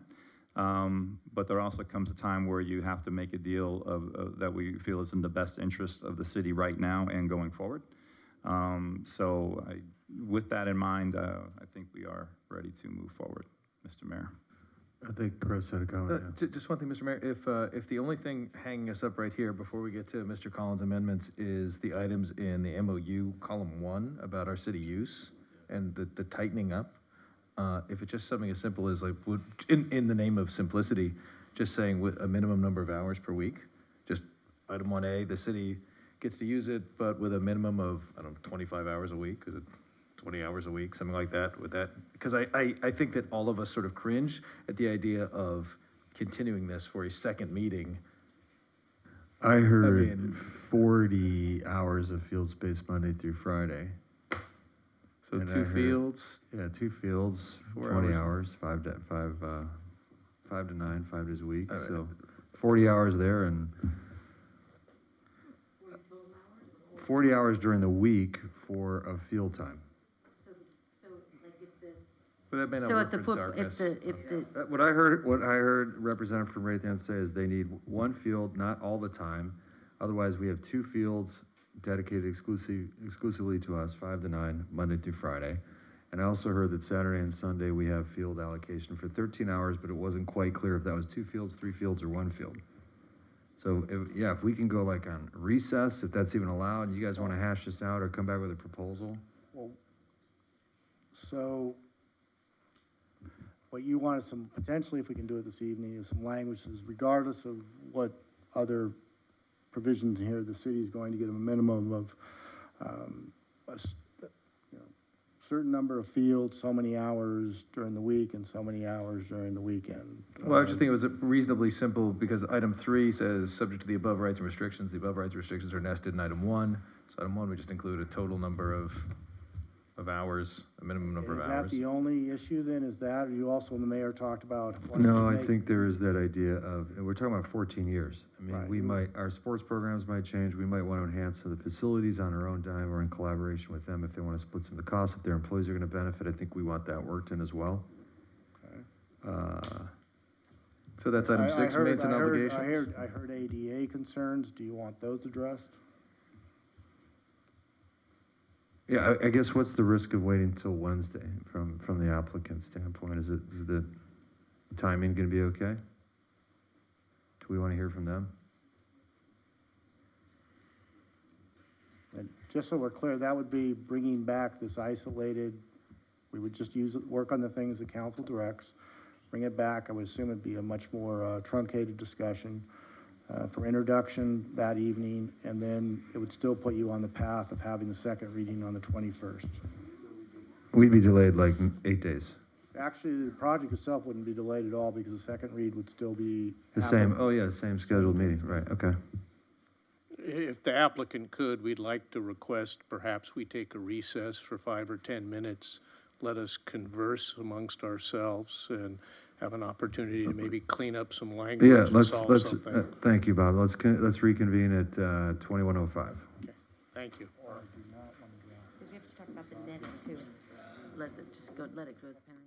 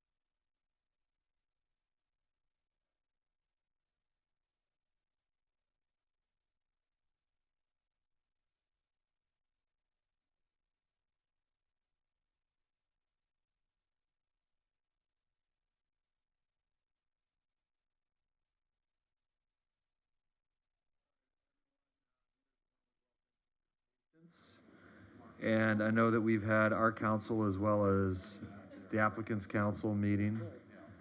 And I'll turn it over to Mr. Hensley. Did you want to? Yes. First, a couple clarifications. Rafe, you want to make it real clear that the condition, if this is approved with these changes, the condition of approval 11 would be out. This is the condition that the Planning Commission recommended. They have said they will, it won't be necessary for Mr. Allen to stand up and discuss the other conditions. They will go with the recommendations of staff on those. On the amendments you're referring to, Mr. Allen's amendments? There were conditions of approval that Raytheon had offered some suggestions on, and the planning staff had, on the ones the planning staff had recommended changes for, they're comfortable with. There was one that was in disagreement, but Raytheon will live with the city, what the staff has put forward. So there won't be any need to discuss that further. With regard to the, we'll take these in the order of what Raytheon is prepared to do is, I'll read the exact language into the record, but they're prepared to make sure there are two Mark, fields. do you mind moving a little closer to the mic? Thank you. I'm sorry, they're prepared to make two fields available at all times during the hours that were discussed to the city.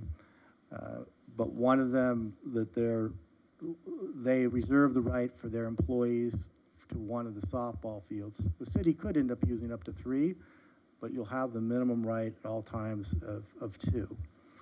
So they are agreeable to that. They are agreeable to making the fields available on the weekend for youth sports competitive play without having to get their approval, but they are retaining the right to approve of the use of adult competitive play on the weekend. On the issue of improvements to the park, their position is, and they can come up and explain this, is that being a Department of Defense contractor, they're not able to take money from a government entity as being proposed to improve their parkland or to improve their facilities at all. I can't speak to that, it's beyond my expertise, but they can come over and explain that. So. Thank you. So it sounds like materially what we asked for was addressed with the exception of them not being able to accept our money to enhance the facilities, but they could do that on their own dime. And they said that they would study the ADA issue. They're not committing to implementing it, but they will study it and potentially implement it. So that was the outcome. And if that's okay, I'll read all of this into the record as far as the specific changes. Okay, I'll look to my colleagues. Okay, Mayor Pro Tem's good. Councilmember Giroux? Well, I'm just going to go back to the same thing I've been harping on. In the absence of any kind of plan whatsoever to decide when that public park is going to kick in, and no one seems to want to or be able to address it at this point in time. And I know so Scott Poser, the guy we had before, and now we have a new person here, and chances are the next time you come back to be somebody else. And without an actual plan, I want the program to go forward, but without an actual plan, I cannot do that. So I'm sure you have 4 of a consensus, but I won't be the 5th. Okay, thank you, Councilmember Giroux. Councilmember Nickel? I just want to make a couple comments before we move forward. We're kicking this can down the road, and it burns me. It burns me to no end. It makes me sick to my stomach, and this is a very exciting project that comes with a ton of baggage that is not your baggage to bear, so I apologize that you've had to sit through this meeting and listen to this belaborment and then live through that recess. Mr. Lundquist, CDC, Mar Ventures, you guys are amazing corporate neighbors. You know, your residents, you're here. You guys truly, in my humble opinion, care about this town, believe in this town, and have the best interest for this town. Commissioner Baldino, I hope you're my friend after this. Because what I'm going to say next is, you know, just like all of you may not be in your positions forever, and, you know, I could tell you this, I'm not going to be sitting in this chair for very long, but I plan on being in this town for a very long time, and I'm going to tell you, when you come back before this board on phase 3, we're gonna get our park and you're gonna pay for it. And I'm gonna fight tooth and nail. And Ryan, I hope you're there with me fighting, because I'm kicking this down the road, because you've backed us into a corner, you've put a gun up to our head, and unfortunately, I don't think it's fair for the applicant to have to bear that burden. But mark my words, phase 3, El Segundo is gonna get a park, and it's not gonna be paid for by the residents. It's going to be paid for by either the developer or the property owner, and I will fight for that. But with that, Mr. Mayor, I will move forward.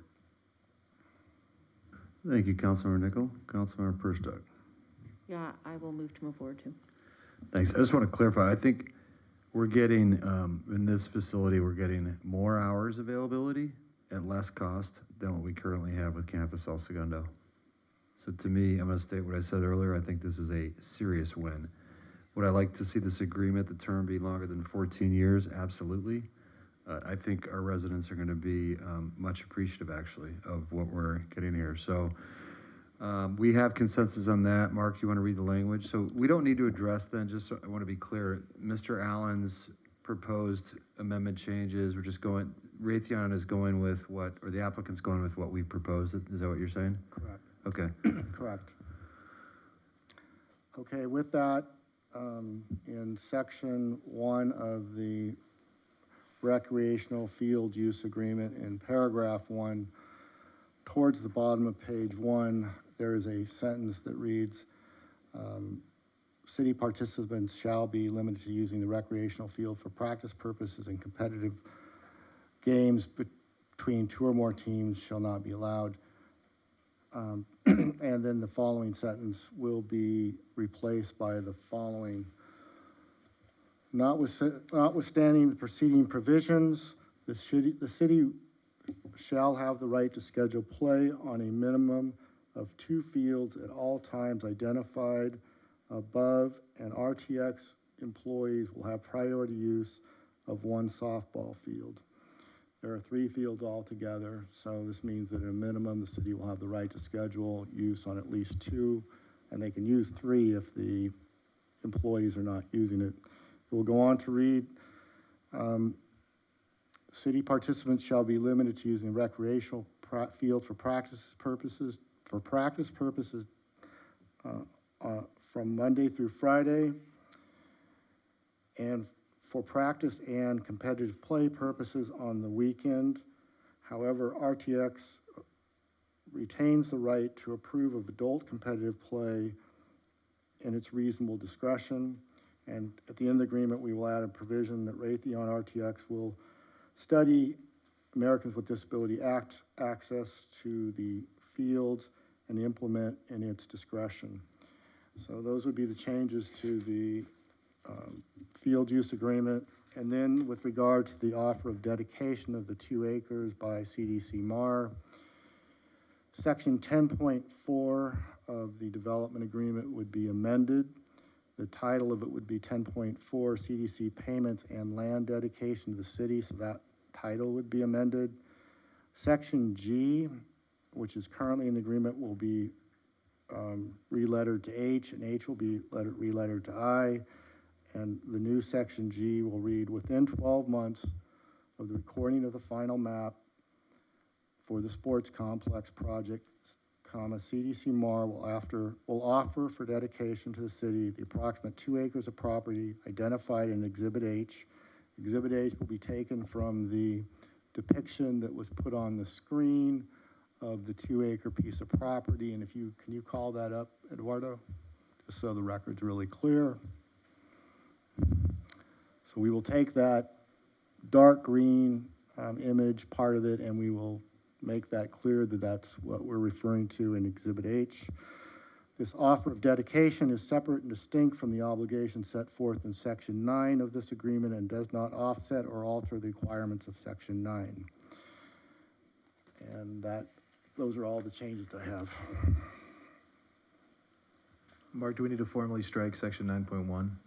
Or is that not within the, because CDC said They have not agreed to Very well. strike that section. So in condition approval, again, 11 is out. And with that, if the council wants, I can go through and read through these approvals for votes. Can I also just make sure I understand that we are not actually adding in the planning commission's recommendation? Is that correct? That's condition of 11 is what the planning commission, condition 11 is what the planning commission recommended, and that's what's coming out. So the recommendation was to, if I remember correctly, it is not to actually give a building permit for the, Butler building, it's unless they select, oh, okay, so And- that caveat is being put in there. and no, it's coming out. That's coming out. Right. Gotcha. If the council wants what's being proposed by the applicants. I'm in the minority, so it's okay. All right, so next on to the resolution itself.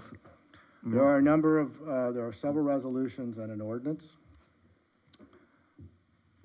First will be the CEQA, a resolution approving an addendum to the El Segundo South Campus Specific Plan Environmental Impact Report approved under EA-905 to analyze the construction of a new sports facility with associated practice fields within Phase 2 of the specific plan, and a new storage building within Phase 4 of the specific plan is ready for adoption.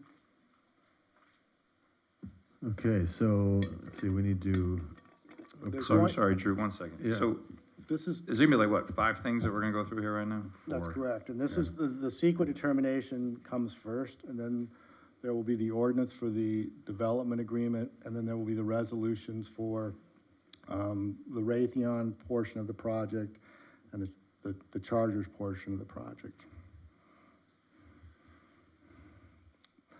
It's there are different obligations that go with the specific, the development agreement applies to both Raytheon and the Chargers. They then, each party has specific obligations and entitlements they need for the Butler building as it relates to Raytheon, and the Charger Sports Complex. Gotcha, so the whole agreement that we're talking about just ties into 4 sections, and they're not taken separately, they're gonna be taken together. Well, they will be voted on separately. The addendum to the CEQA is for all of it. The ordinance is for all of it, and then you have specific resolutions for the individual projects. Okay, so specific resolutions is where I got the issue.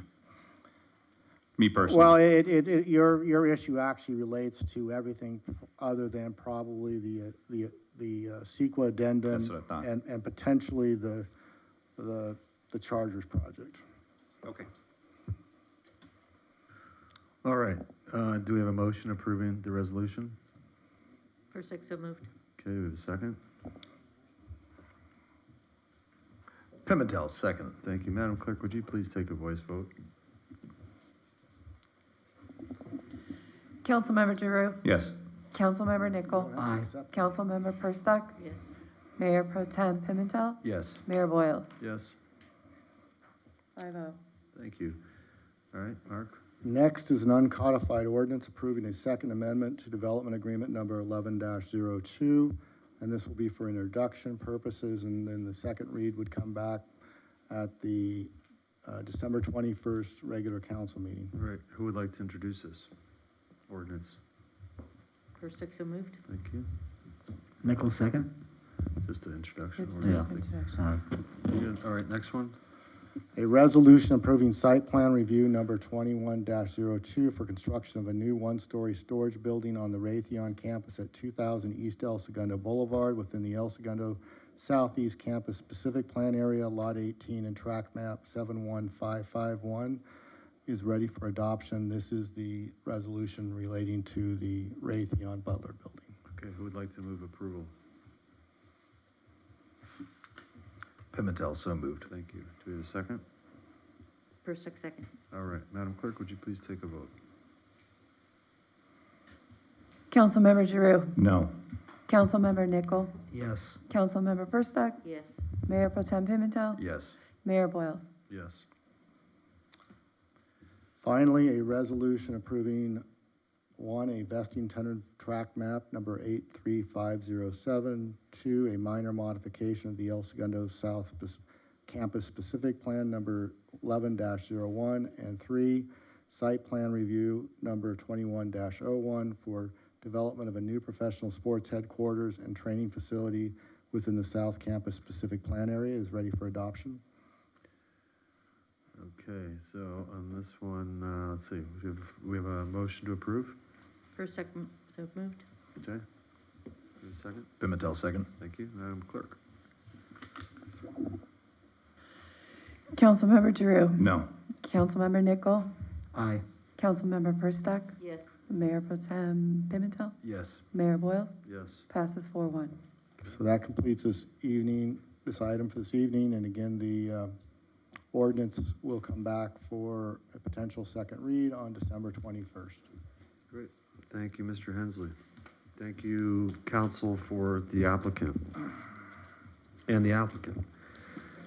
And thank you, everyone, sticking it out. Gentlemen, ladies, thank you for being here and supporting. We appreciate that. I know it's been a long night. All right, we are on to, if y'all leave, we can actually take our face masks off. We won't be offended. See ya. Thank you. Okay, we're on to item 17. Participation in 2 national opioid lawsuit settlements. And Mr. Hensley, you're going to present on this one? Mayor and council, what's in front of you is a settlement that has been relating to litigation coming out of the State Attorney General's office about the opioid epidemic and its impact on counties and cities throughout the state. This process is resulting in a settlement between the major drug companies involved in the process, and this will potentially result in $516,000 being paid to the city over a number of years. The final number will not be known until after the beginning of the year, when it's clear which of the parties are going to enter into this. And the monies will again be paid over a course of years, and they are restricted as far as their use. They are intended to be used to combat the opioid problem. And so in the future, and that could be within the next month or two, there will be decisions to be made, and these may be made annually as to how the city wants to deal with these funds, whether you want to implement your own programs or utilize some of these funds for what will be permissible purposes, or whether you want to have the county utilize the funds. And what may be the case is the county may be better structured for some of these programs that will be implemented, but that's a decision that will come in the future. I'll be happy to answer any questions you have. And what's necessary tonight is to pass a resolution to opt in and be at the table and get the share of money that is being offered to the city. So these are settlement proceeds from lawsuit against some of the big. Correct. Okay. Thanks. All right. Council discussion. I'll move approval. Okay. Mr. Hensley, would you read the resolution by title only, please? A resolution approving participation in 2 national opioids litigation settlements and authorizing city manager execution of related participation and subdivision agreements is ready for approval. Would someone like to move approval? Pimentel, so moved. Do we have a second? Perstuck, second. Great, thank you. Madam Clerk, would you please take a voice vote? Councilmember Drew. Yes. Councilmember Nichol. Aye. Councilmember Perstuck. Yes. Mayor Pro Tem Pimentel. Yes. Mayor Boyles. Yes. 5-0. All right, thank you. Thank you, Mr. Hensley. Thank you, Madam Clerk. Citywide salary schedule update. I think, yeah, Mrs. Reddick is on the line, Director of HR. Thank you, Mayor, members of the City Council. The item before you tonight is a housekeeping item that confirms the city's compliance with CalPERS regulations for a citywide salary schedule and adjusts salaries for the part-time positions impacted by the upcoming minimum wage increase to $15 effective January 1st, 2022.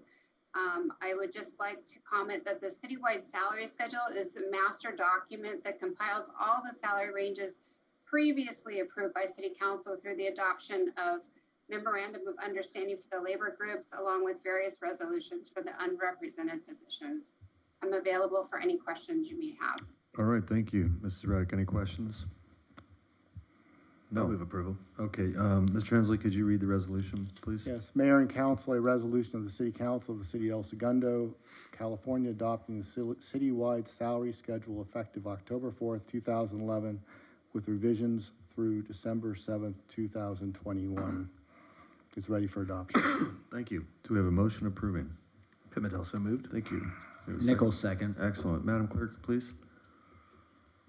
Councilmember Giroux. Yes. Councilmember Nichol. Aye. Councilmember Perstuck. Yes. Mayor Pro Tem Pimentel. Yes. Mayor Boyle. Yes. Passes 5-0. Thank you. That was it on that item, right? Correct. There's Okay. one more. The next item is also Rebecca Reddick. Okay. So the second item before you tonight is an adjustment to the medical contribution for the unrepresented employees in the Management Confidential Group. This adjustment brings the total monthly contribution that can be used towards health premiums to $16.50 per month. This would be effective February 2022, and this increase also provides parity with the allowance received by the labor groups under their various memorandum of understanding. Thank you. Any questions for Mrs. Reddick? No. Okay, Mr. Hensley, would you please read the resolution? Yes, and there are two of them. The first, fixing the employer contribution of the Public Employees Medical and Hospital Care Act at an equal amount for employees and annuitants with respect to a recognized employee organization. 006 El Segundo Executive Management is ready for adoption. All right. Pimentel, so moved. Thank you. Perfect second. Great, thank you. Madam Clerk, would you please do another vote? Councilmember Giroux. Yes. Councilmember Nichol. Aye. Councilmember Perstuck. Yes. Mayor Pro Tem Pimentel. Yes. Mayor Boyle. Yes. And 5-0. to be clear, that was something that we thought we'd accomplished a couple of years ago, and we just left that one group out. So people watching at home, we're not being flippant about raising the medical allowance. We just had left out a small group of people when we did this last time. Good point, thank you. I can speak to that. The last adjustment to the medical contribution from the unrepresented employees was in 2019. That's correct. When we flattened out with groups bringing them to the same as public safety, we thought this part had been addressed. So, that's all. Thank you for It's a clarifying. cleanup item. Okay, next one. Fixing the employer contribution under the Public Employees Medical and Hospital Care Act at an equal amount for employees and annuitants with respect to a recognized employee organization. 001 El Segundo Mid-Management/Confidential is ready for adoption. Who would like to move approval? Giroux, moved. Thank you. Nichols, second. Okay, Madam Clerk, please. Councilmember Giroux. Yes. Councilmember Nichol. Aye. Councilmember Perstuck. Yes. Mayor Pro Tem Pimentel. Yes. Mayor Boyle. Yes. Passes 5-0. Thank you. All right, that concludes our business. We already covered the city treasurer report. City clerk reports. I would just like to wish everybody a happy holiday. I will not be here for your December 21st meeting. You will have Mona, and also that will be Mona's last meeting. Oh, wow. She is retiring from the city on December 30th. So wish Congrats her to her. Wish her Yeah. well on that night. We will, for sure. All right. Thank you. Thank you. Okay, let's see. Councilmember Giroux. Just real quick, Melissa McCollum and team are here. Also, the Arts and Culture Committee. The events last week were fantastic. The Christmas tree lighting, the Hanukkah evening, and then also the Festival of Holidays on Friday night was a fantastic event. I know that was a tremendous amount of work, and it took a lot of people, a lot of volunteers as well, working together to get that done. And I really hope that can become something that happens on an annual calendar for us. So great job. Thank you. Councilmember Nichol. I concur with Councilmember Giroux. It seemed like it was coming fast, and it was coming, and it was a lot. It was like a fire hose. It was every night there was something. But if I felt that way, and just being someone who had to participate, you know, staff putting it all up and taking it all down and putting it back all up the next day, and you know, it definitely takes a village. And so, Melissa, you and your staff did a fantastic job. Scott Mitnick, congratulations on having good people working underneath you, making you look good. Besides that, I want to wish everyone a happy holidays. This weekend is Candy Cane Lane opening night. Everyone, let's be the community that gives the holiday magic to everyone else. Let's just love thy neighbor, be kind, and I wanted to say thank you to EDCO. EDCO, in the years past, has provided waste receptacles on the 1100 and 1200 block of East Acacia there. And in years when it started, it was cardboard receptacles, and then and staff would empty those receptacles every single morning, right? Public Works would come and empty them.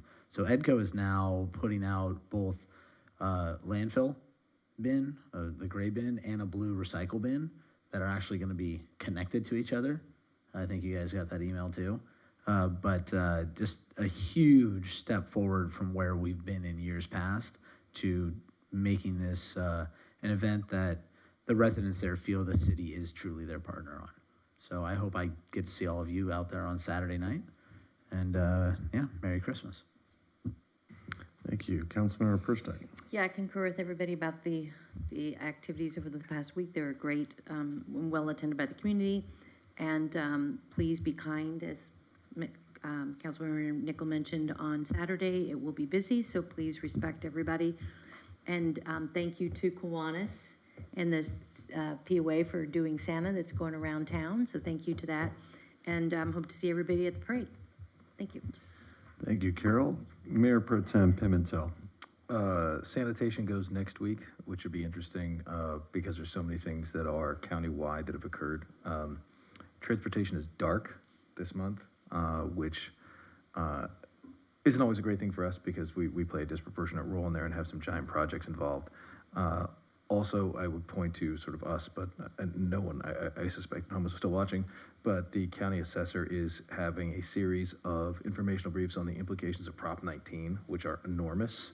So people who are curious about what retiring in a home, retiring in place, transferring a home, and the ramifications of that under Prop 19, the county assessor, those are open to the public with a series of questions you can put in. He'll be doing a series of those. So Jeffrey Prang, if you Google Prang, it's probably the only thing that's going to pop up. He's your county tax collector, but those are ongoing this week and next week. And lastly, the mayor or former mayor of Hermosa gave a presentation at the COG, which conflicted here with the Christmas tree lighting on regional housing trusts, which is an initiative that the South Bay COG continues to try to push, and contract cities push through the assembly.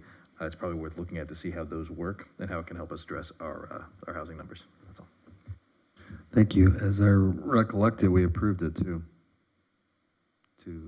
allocate funds to start working on a housing trust fund, $5,000 from the COG. I have nothing this evening except Happy Hanukkah, Merry Christmas, Happy Holidays, and let's see, we're going to go on to City Attorney. I'll pass. I think I've exceeded my allotted time tonight. Sorry, Mark, what were you saying? Okay, Scott, you're up. He was complimenting the mayor. He missed it. Yeah, right. You had a question about the redistricting? Well, just there's a vote December 15th. It's not. I guess it's a final decision on redistricting. There's been a lot of moving parts. We were at risk of potentially losing Supervisor Hahn. There's all kinds of iterations out there, and the COG has made a statement about wanting two representatives as supervisors for the COG, but that's been about it. We haven't gotten more specific than that as a group. And we've made some statements. I can't remember exactly what the opinion was we expressed. Yeah, the city conveyed a desire to have a unified district with Supervisor Hahn. And Okay. For the South Bay to be in one district and preferably not to lump El Segundo and the west side cities with the West Valley. Got it. Which That's would be right. an odd-shaped district where communities don't have much in common. Yeah. But to retain the South Bay as one. Are we ready for the city manager portion? So no additional follow-up items. I did want to say a few things. So what you saw with the Raytheon/Chargers project, was local democracy working the way it was intended to work. And sometimes making sausage is a little bit messy and complicated, but I think everybody should feel really proud of where we are and how, and the outcome here. It's not ideal. I think some different sides people felt they had to give up a little bit. But I do want to compliment also Mark Hensley, our city attorney, and the staff that worked really long and hard, as well as the previous city council and the previous city manager, Greg Carpenter, and previous community development director, Sam Lee, and others who had some work on this earlier, and it evolved into where it is today. We still have a little ways to go, but I just wanted to thank all the staff for the hard work, and council for your patience and indulgence as we went through it. We did earlier, before the meeting, we celebrated the new fire chief being penned, Dina Lee, and her husband was there. Most of the fire department was there. We had a lot of fire chiefs and firefighters, professionals from other cities in the South Bay, West LA. And it was an exciting opportunity, and I've been getting texts. It's been on various news channels tonight, ABC, for example, and so on. So lots of positive coverage. So I probably should have made sure that Chief Lee was in here tonight to hear all that, but it was nice to call her out. And that's about it. The next meeting will be on December 21st. We'll have the second reading of the Raytheon project, and we will have a couple minor items, but we'll go through the agenda as quickly as we can so we can jump into the holiday celebration. Thank you, City Council. Thank you. We're adjourned.